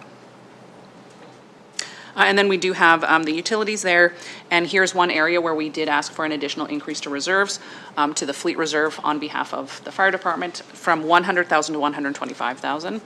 We kind of do have a fairly large fire truck kind of in our horizon that we're trying to save for, so we do need to kind of increase those dollars to get up to that cost of that fire truck in, I'm not sure of the year, but we'll come to that later, right? So. Okay. Any questions on? Councillor Heistad? Actually, Councillor Russell was before me. Okay, Councillor Russell.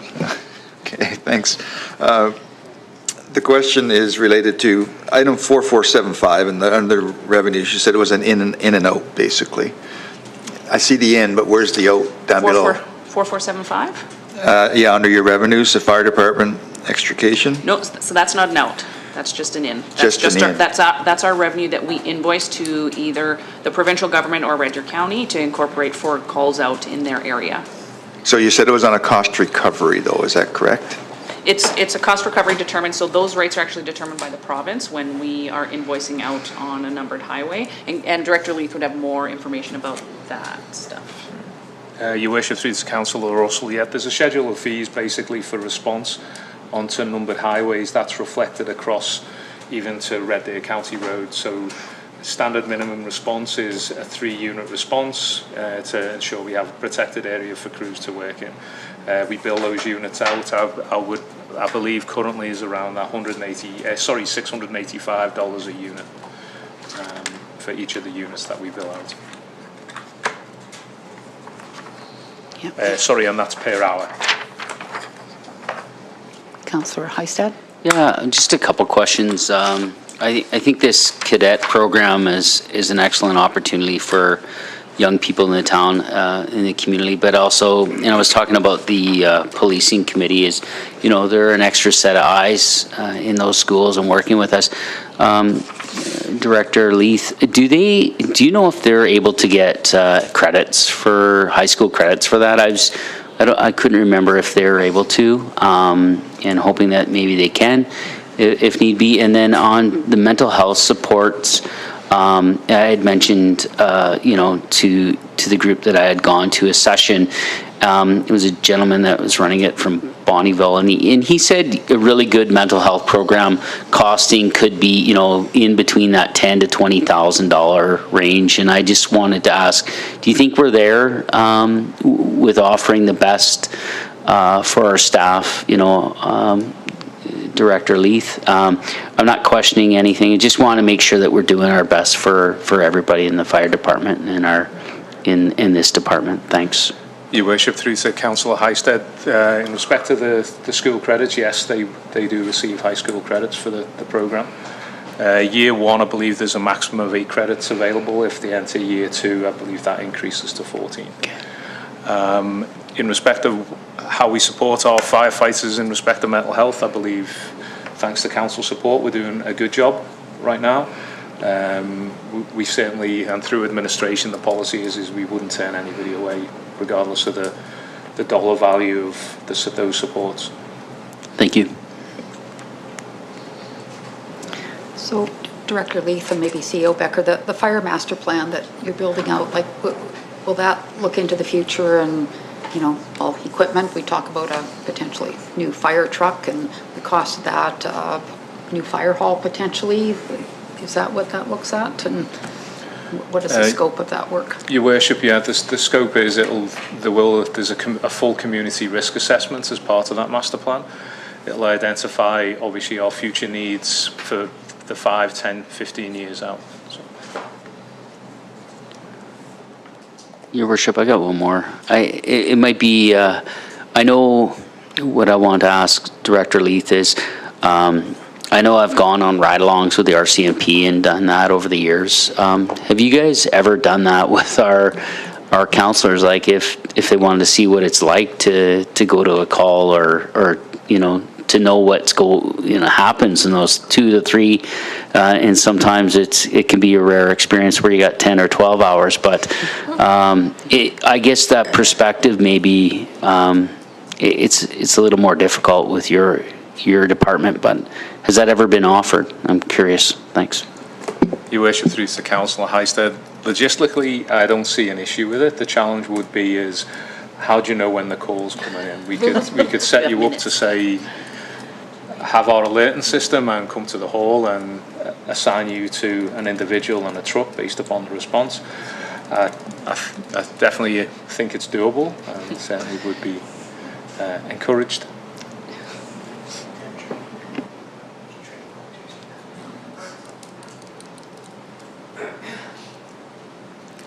Okay, is there any further questions on fire? No. Okay, let's move on to emergency management.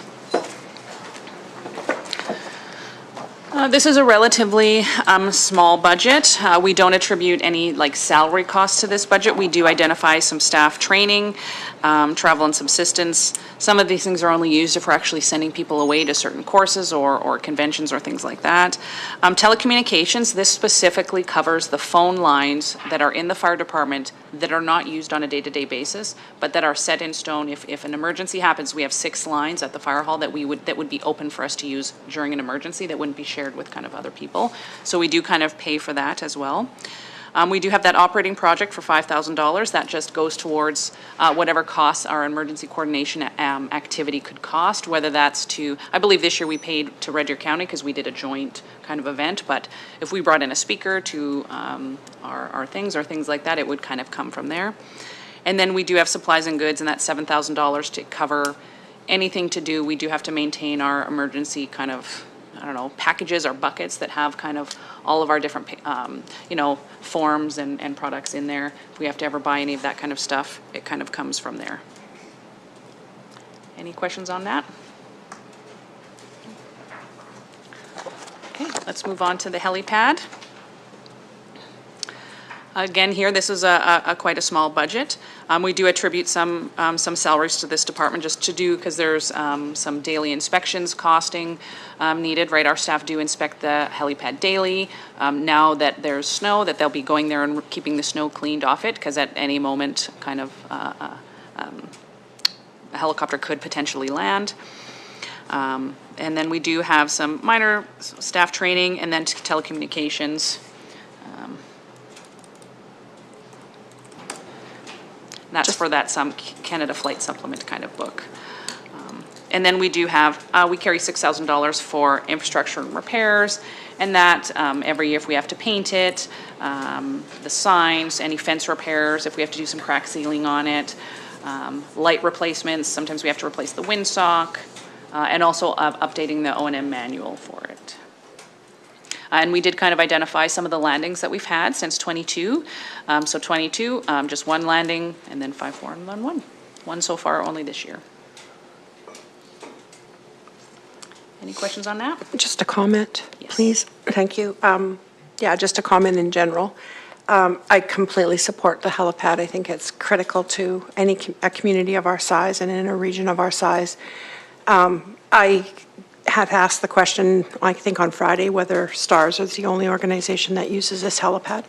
I think that for us to make this kind of a contribution and then not receive recognition from STARS on an annual basis is bad stewardship on their part, and I'd like to have that conversation with them. I don't think they should be asking us for anything more than $60,000 that we're putting into keeping that helipad in good shape for them.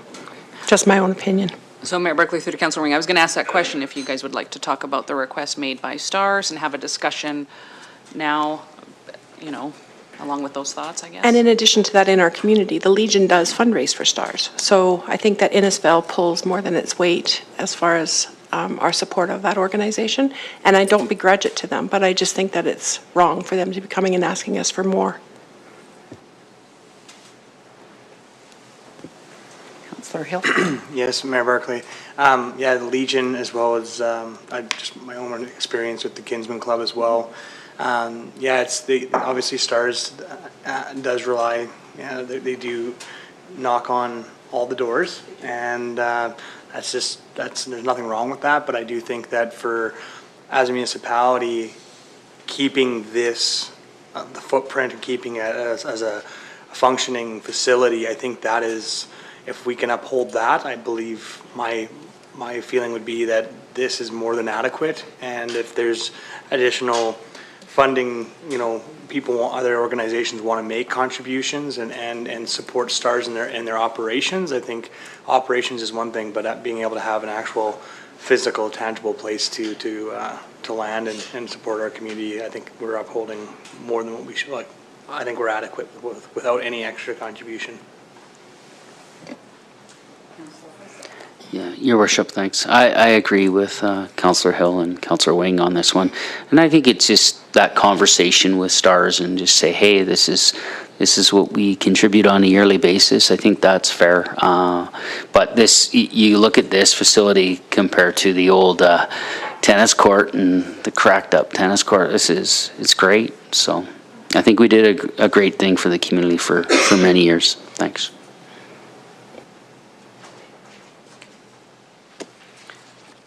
Okay, good. If there's no more, we'll move on to our bylaw. So first things first, this is where we do have our bylaw revenue kind of coming out of here. You do see that other revenue kind of go away in the 2026 year.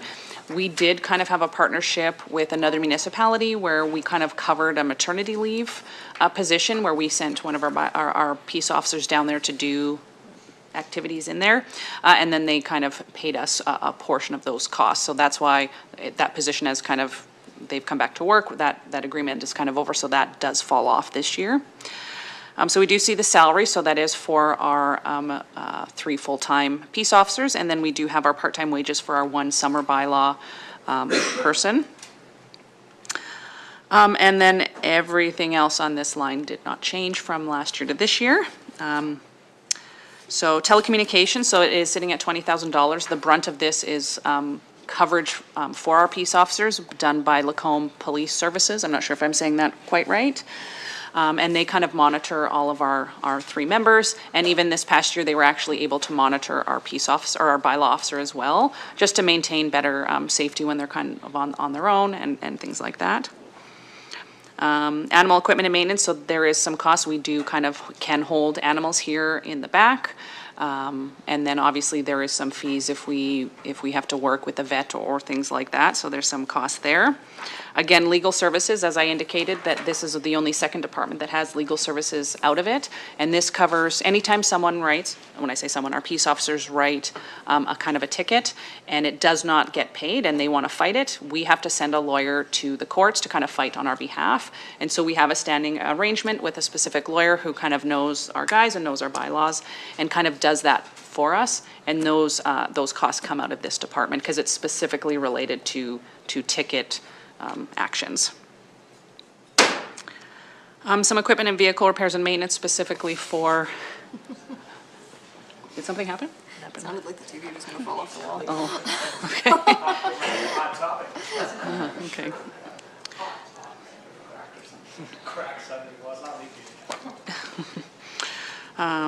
So vehicle and repairs and maintenance around some of their speed signs and then the peace officer vehicles.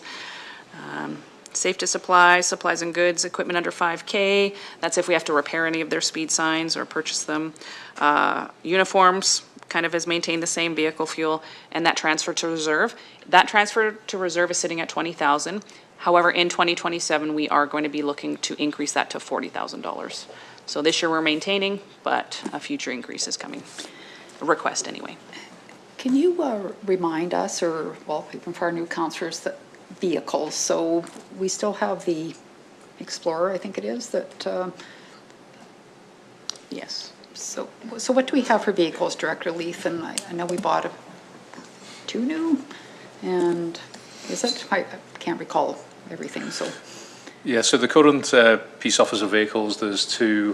One was bought last year, the shared pickup truck, and then one was added to the fleet this year to change out the Ford F-150 that was being used. We had a number of electronic issues with that vehicle, and we weren't able to carry out enforcement action with the radar system in it.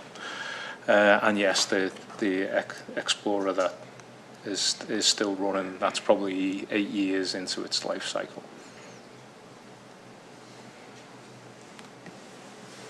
Councillor Strong?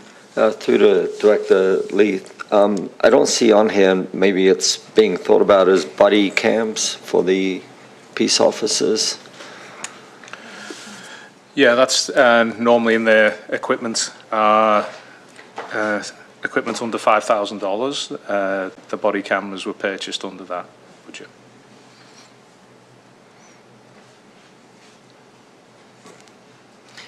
CEO Becker? Just trying to make light, will we be putting the bumper onto the Explorer? Sorry. I'm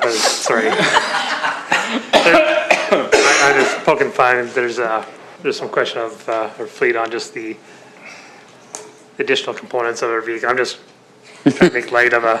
Yes, next year, we're actually going to have the stats on how many times that hitch is used, right? Hey, So yeah, we're gonna there's bring that up next a year. bumper on the trucks, and there's a question on council, do we need those? And someday we will. We would already, based on incidents, have subject to repairs in excess of its cost based upon front-end collisions at this point. That's true. I think it was a good investment. We could, I'm just going to poke fun. We could name the bumper Counselor Bates. No. Just the Bates bumper, yeah. Okay, any other conversation on bylaw before we move forward? No? Okay. Next one is health and safety.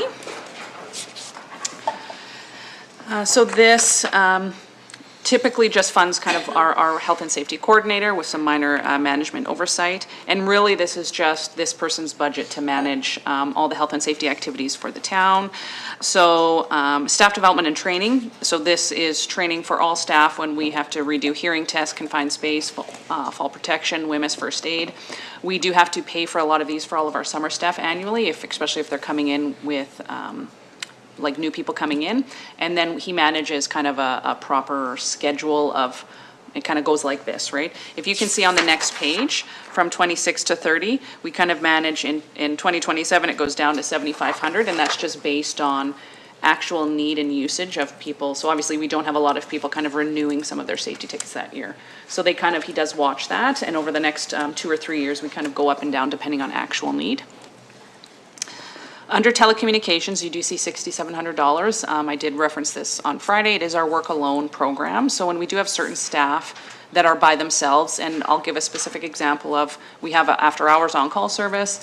So there's a tree in the middle of the road, someone calls, an employee gets sent out. They'll likely go by themselves at first, and they will have to identify and log into this work alone program so that someone knows that they're by themselves, and if they'll put in kind of a target time.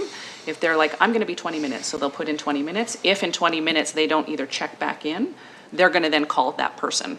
And if that person doesn't get a call, then behind the scenes, there's kind of a series of numbers to call that, let's say if it's someone in operations, it would go to that foreman first. And if that foreman doesn't read it or listen to it or answer, then it might even come to Stephen next, the director, sorry. And then if the director doesn't, then it might come to another director. And then at last resort, it likely gets to the CAO. And if they get through all those phone calls and they don't get in touch with anyone, they are now calling the police and sending them the last known location of that staff member just in case something happened, right?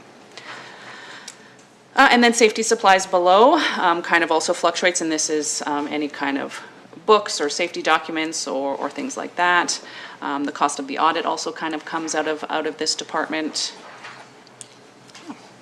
So is there any questions on health and safety? Before we move on? No? Okay. Okay, let's move on to roads.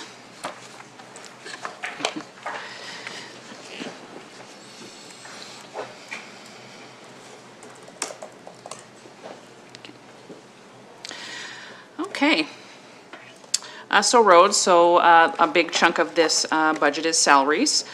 So we have salaries and part-time wages. Again, they do pay for 4 summer students out of this budget. And then the benefits. Staff training actually decreased a little bit from 25 to 26. Travel and subsistence, again, we send a number of people to a few certain conferences every year, so that kind of covers those costs. Freight expense, if we do have to, this isn't like mailing costs, if we're actually shipping an item away or a tool that has to be repaired or things like that, that comes out of here. Telecommunications out of most of the other budget lines are just the standard internet costs and the phone lines specifically for those buildings, as well as certain employees' cell phone costs get covered as well under here. Operating projects, we do see 2 operating projects coming out of this department. So every year we do bring forward a sidewalk project, roughly in the amount of around $100,000 each year. And then this year we're also adding in a valve and manhole repair project for $20,000 as well. On the next line, 5251, you can see that it did go down quite significantly from 163 to 105. It didn't necessarily disappear from the budget. It went down by 58,000. And then you can see 2 lines down at 5254, it went up by 48,000. So what that is the cost for our rail crossings. We do pay a monthly cost for each rail crossing that runs through Innisfil, and that's where that kind of cost goes. So we did just move that out into its own line kind of thing.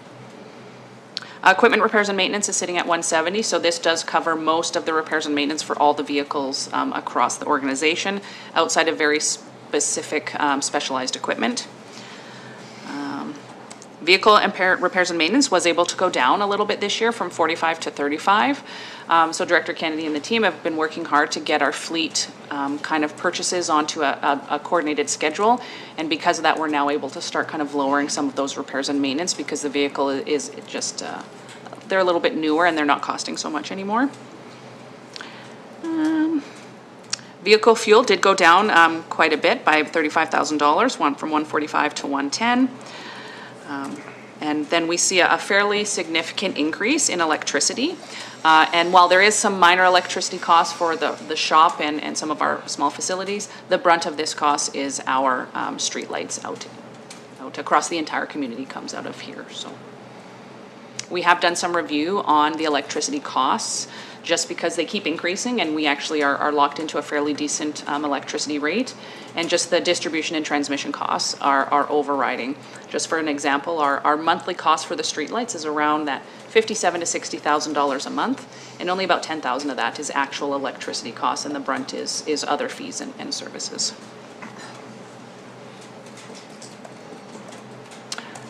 Any questions on kind of the roads department? Councillor Hill? Yeah, just a quick question to Director Kennedy. When we talk about when it says valve and manhole repairs, realistically, what are you really able to do with $20,000? This will be surface repair, so this will just be the caps, the tops that are broke off. For manholes, it's mainly adjustments, so rings, and then the asphalt to go around the patch. So if it was a fairly, if it just needed a fairly day work, would we be able to get a couple or a few manholes maybe redone, or what would you think? Like how far would that 20 grand potentially go if it wasn't a complete, complete repair, just a basic, just how far does it go, I guess? To Councillor Hill, to be honest, I don't know. Yeah. It's a brand new program they're putting in this year. We are focusing it on our areas within the garbage location. So our Wednesday area, that's going to be our focus, and our target is to see how much can we get done for this budget. And then we'll be able to start putting measurables in and be able to report back every year in regards to what we can achieve in the different areas. So the intent for this is this year, 2026, we're going to work the Wednesday area. And then we will go into the Monday area the year after, and then we'll be able to cycle that through and be able to report any progress, how the progress is. Okay, thank you very much. And this department, just on a final note, does have the large transfer to our fleet reserve in the amount of $290,000. And that amount has been fairly standard or static for the last number of years coming from this department.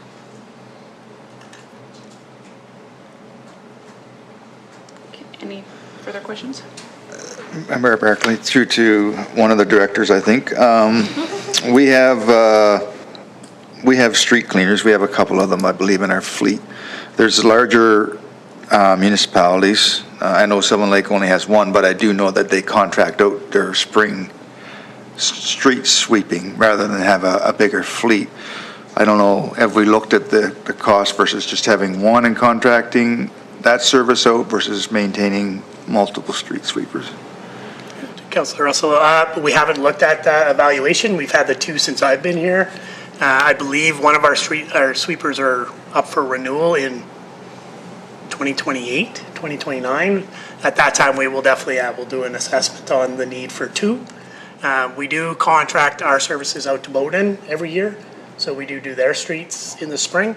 Over a 1 day, we can pretty much go in with our fleet. In 1 day, we clean all their streets for them I think they pay 6,000? It was 55 5,500 back to us. So, yep. So Director's recommending service level review further on, but if council wishes more detail sooner, please express that. We can certainly look at that. I'm not requesting anything sooner, just, I know it came up from a member in the community, a comment that someone made is, well, I'll put it out there, why does Sylvan Lake only have one and we have two? Look at the size of Sylvan Lake. But they don't realize that Sylvan Lake, and I do know, they bring a company in the spring and do it in like 3 or 4 days and do all their streets. So what is the cost effectiveness? And I don't know the answer to it, so, yeah.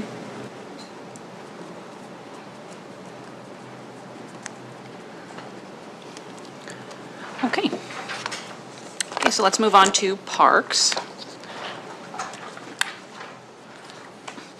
So we do have some revenue sitting here, so rentals and leases. This is effectively all of our green space, so anyone doing soccer or baseball, or if they're renting any of those kinds of spaces. We do carry a $2,000 budget for donations. This is primarily our memorial bench program. So sometimes we get under, get over, but there's always some corresponding expenses to it. So we don't buy stuff for memorial bench unless we get revenue to kind of offset that.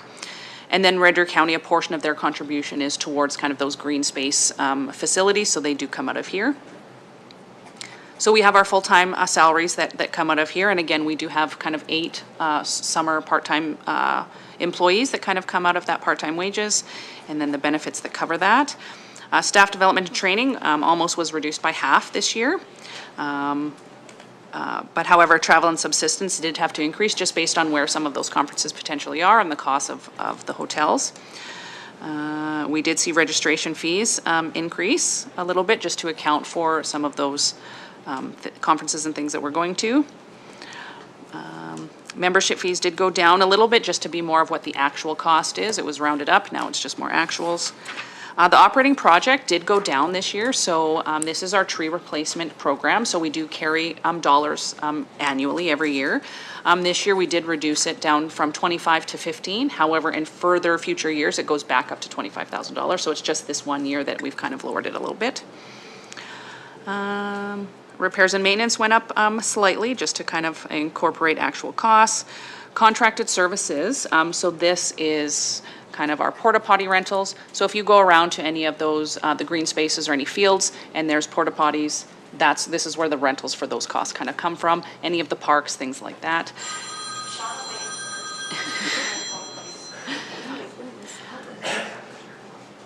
And then also tree trimming. So we do, if we have to pay for a separate contractor to come in and trim some trees for us, then that kind of, those costs come out of here. So we do see equipment leases, so that does cover our mower leases that our summer program kind of operates. We will be doing a kind of a review this year coming up because we do lease them now. So we're going to do a review to determine if leasing is the continued way that we should be operating or if we need to transition more to a purchase kind of program. We'll offset the capital cost versus the expected maintenance cost. And then when we purchase items, there's always could potentially be a resale value after. At the end of the day, we tend to repair or replace our equipment before the total end of life so that there is some recouped costs through some kind of auction services. Yeah. So they do have equipment under 5K as well. There's been no change. And this really covers small tools. If they need to buy a small chainsaw or like things like that, they have just some small budget to kind of cover those kinds of things. They do pay for their natural gas and electricity in the kind of park shop. We do see that transfer to reserve It is an increase from 350,000 to 400,000 for this year. And that $50,000 increase is earmarked for the fleet reserve specifically. So this department hasn't paid into the fleet reserve for a while, and they do maintain a lot of equipment and a lot of vehicles that the fleet reserve funds, so they are kind of doing that. We are looking to then further increase that to $430,000 in '27 to go forward. And this is to kind of help balance out our 10-year capital plan and things like that. Okay. Question, I guess, through to Director Kennedy, thinking about maintenance of the park. So Centennial Park, the big Town of Innisfail sign that's in the park that's been looking a bit tattered, thank you. Trying to find the right word. For 2 or 3 years now. Like, how is that being maintained? I think it's long past due that it was fixed, and even the gazebo that's down by the lake, could certainly use some repairs and a coat of paint. The parking, those, not pretty, but even the wooden stakes around the parking lot, some are broken and stuff. Like, is that part of the budget that you just decide, okay, this year we're going to take a look at that, or is that extra? To Mayor Barkley, the bollards or the delineators, yeah, those are part of the budget. Okay. They get to it as, the best they can every year, replacing a small amount of them. Trying to get caught up on those. They get worn down just by the weed whippers. Okay. That's, they get worn down, so they do try and get caught up on those. The sign at Centennial, we did have an inquiry last year, or this past year, with a member of the Legion, I believe, that was looking at wanting to replace and help us through that. I think it was a Rotary Club, actually, but that didn't materialize. So again, we'll look at that next year. If that becomes something we need to do in-house, then that's the way we'll maybe have to approach it. Yeah, I'd personally like to see it be a priority, whether that individual wants to participate or not, but it's, we always talk about that area. There's so many visitors, and it's kind of the jewel of Innisfail, and you drive in and you see this sign that's not in best repair at this point in time. To your point, Mayor Barkley, is that something council wishes to consider put on the unfunded list for 2026? Yes. Yeah. We can do a best guesstimate budget and for your consideration. Yeah, don't know how much it costs to repair a sign. My understanding is that that person could level that sign as well as take the middle portion and have the letters redone, but doing or saying and doing is two different things sometimes, but I personally like to see that be a priority, but just one voice here. Councillor Wing or Hystad? Go. Yeah, thanks, Mayor Barkley. I would agree with you on the signage down there. It needs an update. My other question to Director Kennedy and Director Vickers, the staffing, are we getting a grant for our summer students? Yeah. I just want to. Yeah, Mayor Barkley through to Councillor Hystad. So we have applied, or we're in that. Yeah. We received one last year for, I think, 5 or 6 summer staff that we were able to get one for. We're increasing our ask this year to incorporate more of our summer staff. It's not a direct pay. We get a few $1,000s per staff member, but it definitely helps offset those costs. Okay. And then the last thing I was going to say about the tree replacement, I think Parks did a great job. Like, when I walk around town, I think we've done a really good job with tree replacement. I think the big thing for me through the park side is making sure that we have that communication as to what's being replaced, what's being taken down, especially the new councillors. Everybody loves trees, and when they get whacked, it's good to have a quick email as to where we're going. But no, thanks to Parks for the work this past year. Thank you. Yeah, we need if you just go to the next slide, this has been a stat that we've been trying to show council. Last year, we kind of showed it as well, and this year so yes, even though we removed 45 trees due to whatever reasons, safety reasons, end of life, we did replace more than double what we took out this year. So just to show that we are committed to growing our canopy and kind of maintaining that, our green spaces. Thank you, Mayor Barkley. Just a question, we've had this conversation over the past couple of years at this time of the budget cycle relative to lighting and safety and solar lighting. I understand that there have been some volunteer efforts to put some solar lights into some of dark areas of the community. Do we have we included in our budget anywhere anything relative to lighting in some of those paths and parks, et cetera?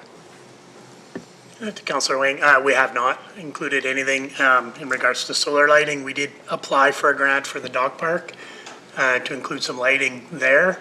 It's still under review, we've heard, so haven't been denied that. But really, other than that, yeah, we haven't provided any more. Okay. So we talked earlier about focusing a little bit on CPTED with some of the work that we've been doing relative to safety. That's crime prevention through environmental design. And we have a budget, I think, relative to that. So does that include the opportunity to put some lights in places like Raspberry Park, et cetera? So it's such a, quite honestly, relative to the size in the community, it's kind of one of those vast, really dark areas that I think allows for activities that are a little bit untoward and we're not happy about. That little library gets beaten up pretty badly, as well as some of the playground equipment. So just curious whether we've had any discussion relative to building out some of those features and with crime prevention in mind. Mayor Barkley, through to Councillor Wing, I don't believe we have a budget specifically identified for that line item. Just a thought to the comment for Councillor Wing is more back to our planning documents, trail master plan and maybe a parks plan. I'm not sure there's references to lighting in those areas. If not, that could be a directive we could take to, if council wishes to move into providing lighting of trails and parks. That's something we could apply to our work to develop more of a robust plan to demonstrate that. Right now, I don't believe we have any planning documents associated with that. Our trail master plan, pedestrian trail master plan, it didn't identify specific projects like that. I think the intent is next year we were going to do a facilities, not so much trails. Yeah, but maybe combining those all together as a recreation. We updated that plan in 2021, just as an update. So again, maybe we can target that as a new report to update. Just one more comment, Councillor Hystad, and then you can have the floor. Yeah. Just another comment that I had received from the campaign, I guess, in conversation relative to the potential crosswalk that we've been talking about over by the ski hill. And the comment was, well, people don't need to cross the street there. They can take the trail through the trees. And it's like another one of those really dark areas that we just expect people to walk through. So I think that I appreciate that we're where our budget sits, but I do think that the more we talk about things like trail master planning and crime prevention through environmental design, that it's good for us to start talking about how we'll resource that work. Thank you. Yeah, thanks, Mayor Barkley. I would agree with, and this is a subject that I was, where do I bring this up, or how do we talk about it? I think Councillor Wing this has been on our radar for probably the last couple of years. It's just not, and maybe it's our job to remind the administration of what we're hearing on a daily basis. I know the dog park is one of those key areas. You mentioned that little trail, how dark it is up on Upland Aspen there. There's no lights there. And that's where if we could go solar or what are those options?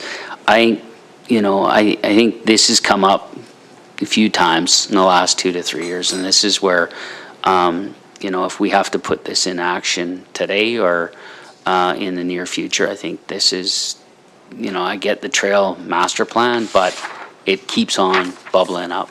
And so, yeah, I would agree with Councillor Wing on these ones. Thanks.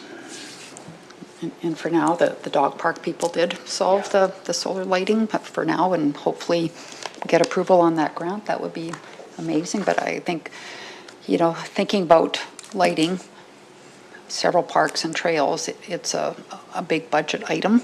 So it would take some work by administration to develop that. And, we talk about the cross to the ski hill. Well, when we looked at the review that was done on the crosswalks, it was not a priority or in the trail master plan. Yes, do that, but you need to have a trail to go to. So when you think of walking across that road, you're basically walking into a ditch that's not maintained. So I know when we had that discussion a couple of months ago, we talked about would there be an opportunity, and here's a nice big budget item, is rehabbing the trail, at least maybe from the library out to the golf course, because that trail is used. There's lots of people that are walking on it. It's getting narrower and narrower, and it's, I don't know, 20, 25 years old at least. And so what opportunities are there, or are there grant opportunities through other levels of government to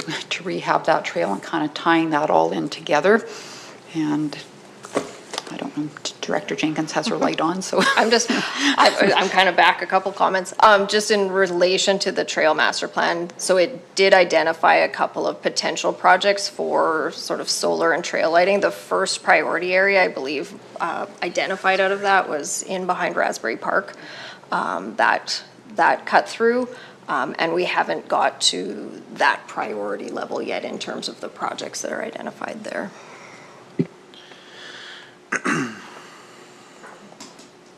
I just have one. No problem. Just for my own clarification, back to the sign real quick. When we talk about like the wayfinding signage, obviously the wayfinding that gets you to where you might want to go, such as Centennial Park, that's not obviously incorporated with that. And then I'm not sure. It kind of seems like if it's going to steer you somewhere, obviously it should probably be that sign should be in good standing. And I'm sure if any of our wayfinding sign gets damaged, I know it's just an automatic. We can't not fix it. I'm just not sure if maybe that should be kind of the rule of thumb with some of our other significant signs in the community. Just an idea. Our wayfinding program did include the park signs, and there is one at Centennial Park that's sort of branded the same way as the rest of the community that says Centennial Park. This is more the one that was done as part of the Rotary's work when that park was opened. Yes. Yeah. It was done in 2005, the Centennial Project that's why it was called Centennial Park, and there was $150,000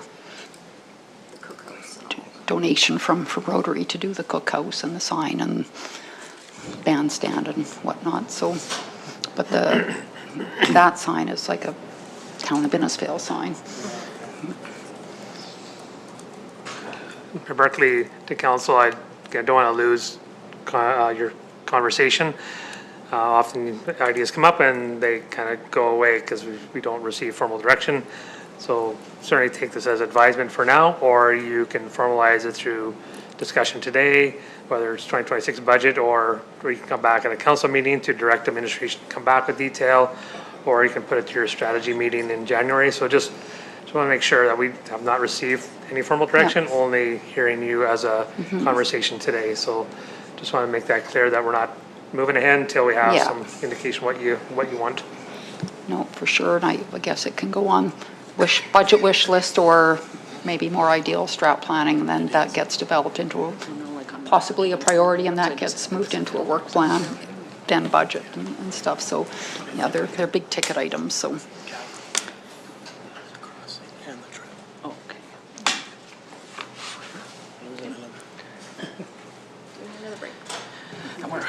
I guess just one more item in regards to it. So we do have it on we identified 2 projects on the unfunded capital that will come up tomorrow.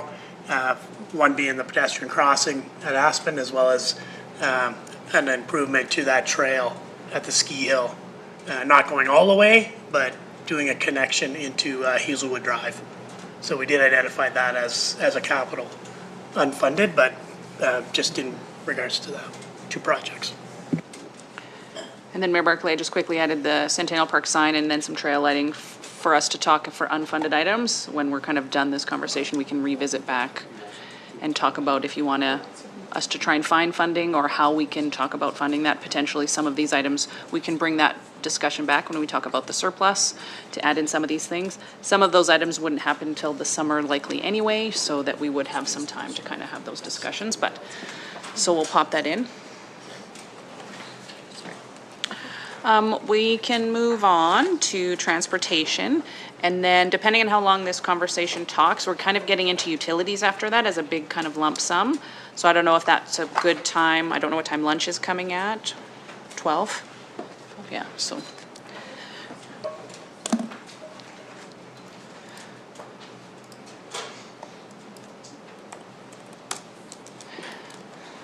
Okay. So transportation. So we have a little bit of revenue coming out of here. So the first line under rentals and leases, this is effectively the cost for the tickets that users pay for, the user fees to use the PACE buses. And then the grant funds is effectively the LGFF operating, with the largest amount going towards this project at $106,000. Repairs and maintenance, we did decrease that this year. We just weren't seeing kind of the numbers usage that needed. The contracted service contract did have to increase by a nominal amount this year, just as part of that contracted increase. Charter services, we were also seeing an increase in that, the usage, so we did up that budget to $24,000. Vehicle fuel and that transfer to reserves kind of remained the same. Can you just pop to the next slide, Juanita? So this just kind of has some of the details about the PACE bus. So we currently operate 43 hours a week, the Monday to Friday 9 to 4, and then on the weekends the 9 to 1. And our current statistics year to date, this is likely a number of weeks ago when we kind of had this information. We've had 2,864 rides and 5,109 individual passengers. And so average, we're getting 64 unique rides per week with 144 passengers. So we are seeing some pretty good numbers. You want to comment on any of that? Sure, I can just give. Yeah. So we are in a contract with Prairie through till April of 2027. Again, basically our contracted amount is based on the number of hours of service a week. So that is something that can be altered. We've been working at 43 hours a week since we made the switch to Prairie. Part of the contract includes all of the driver operation, the dispatch of the service, and the insurance registration. We basically lease the vehicles to Prairie for the operation. The vehicles are still stored at the shop with us doing the regular maintenance. If there is damages to the vehicles, those are the responsibility of Prairie. We used to have the PACE buses on our insurance, and we were able to, it was about a $7,000 savings by leasing the vehicles to Prairie and having them do the insurance on it, so.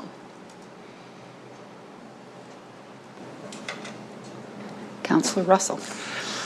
Thanks, Mayor Barkley. I think to Director Vickers, the user fees, there's no projected increase in fee in this budget. You're keeping them flat, both for the user fee and also the chartered services? Yes, so we have maintained the $5 one-way ticket since we switched to Prairie. Prior to that, when it was operated through the Legion, there was sort of a $5 one-way and $2 for extra stops kind of an arrangement that we weren't able to manage through the new service. We aren't proposing any increases to either the charter service or the regular in-town service. The large majority of our users are sort of lower income individuals. We've seen this year by far the primary usage of our fee assistance program has gone towards people purchasing PACE bus passes to utilize the service, sort of even further subsidizing the rates. Yeah, so I don't see that as a target. Again, we're largely seeing sort of senior usage and those lower income individuals.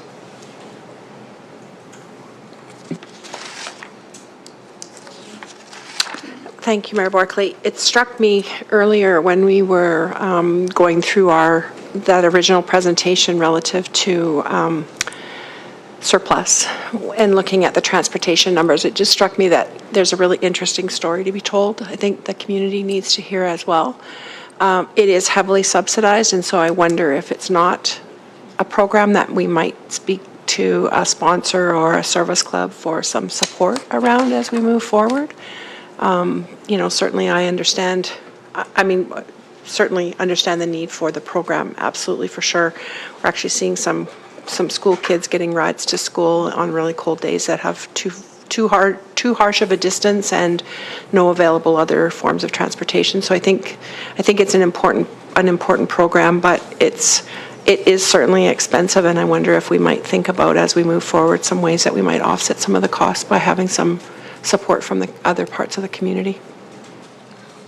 Certainly, and just to comment, we have had the opportunity, some of our events, the Harvest Fest, for example, they sponsor the Pace Bus essentially for the day for people to go to the Harvest Fest. We've had the Shoppers Drug Mart do that on Seniors Week, I believe, that they've done that as well.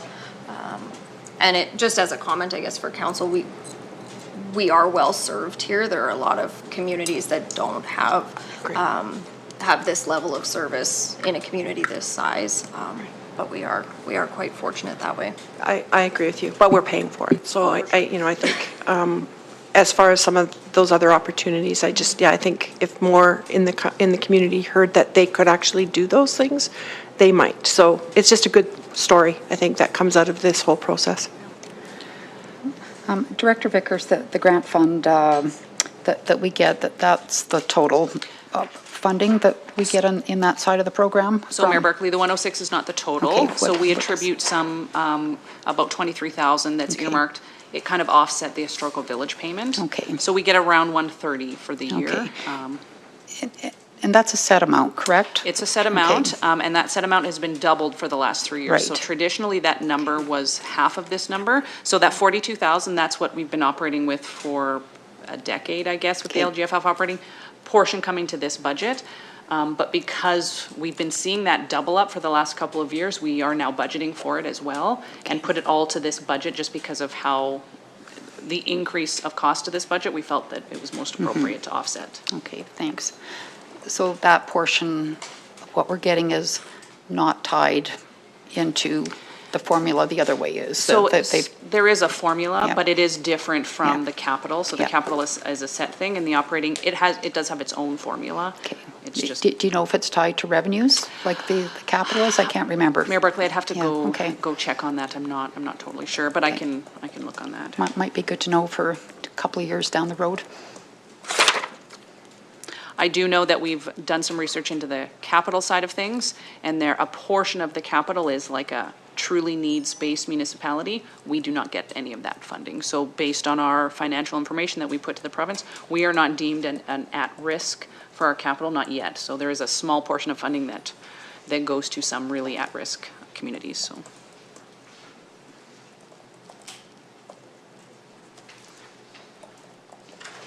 Okay. Okay, if there's no other questions, we'll kind of move on. So we're getting into kind of our utilities right now. So first is storm sewer. So again, like all of our utilities, they do not operate using tax-funded dollars. They totally fund themselves through utility user fees. So storm sewer, it's been a number of years ago that we kind of introduced a storm flat rate. So on residential properties, there's a $3 charge, and on non-residential properties, it's a $6 charge. It's just a flat rate once a month that kind of goes in, and it and it funds this program. We do have a handful of portion of our salaries that go there. The big thing is we do generally have an operating project every other year. So in 2026, it's an off year, so we had one in 2025 to do some catch basin repairs and fixes. So we won't have any in 2026, so you do see that's why that's zero there. Our infrastructure repairs and maintenance kind of pays any of those flushing, cammering the lines, digs and repairs, things like that. Any infrastructure materials that we have to buy for any products to help do that, we can do that. And then the final line is that transfer to reserve. So this, where it does change back and forth year to year, offsetting those catch basin operating projects. So this year, we're seeing a 51,000 transfer to reserve. And when we have that catch basin project, it goes down drastically to 10,000 or right around that $10,000 mark. Any questions on this one? Okay, so we're getting into water now. Would that be better served to wait until after lunch? This one might, the whole utilities might be a longer discussion, so yeah. Okay, so let's take a break. We'll just wait. I think it's about 15 minutes before lunch comes and.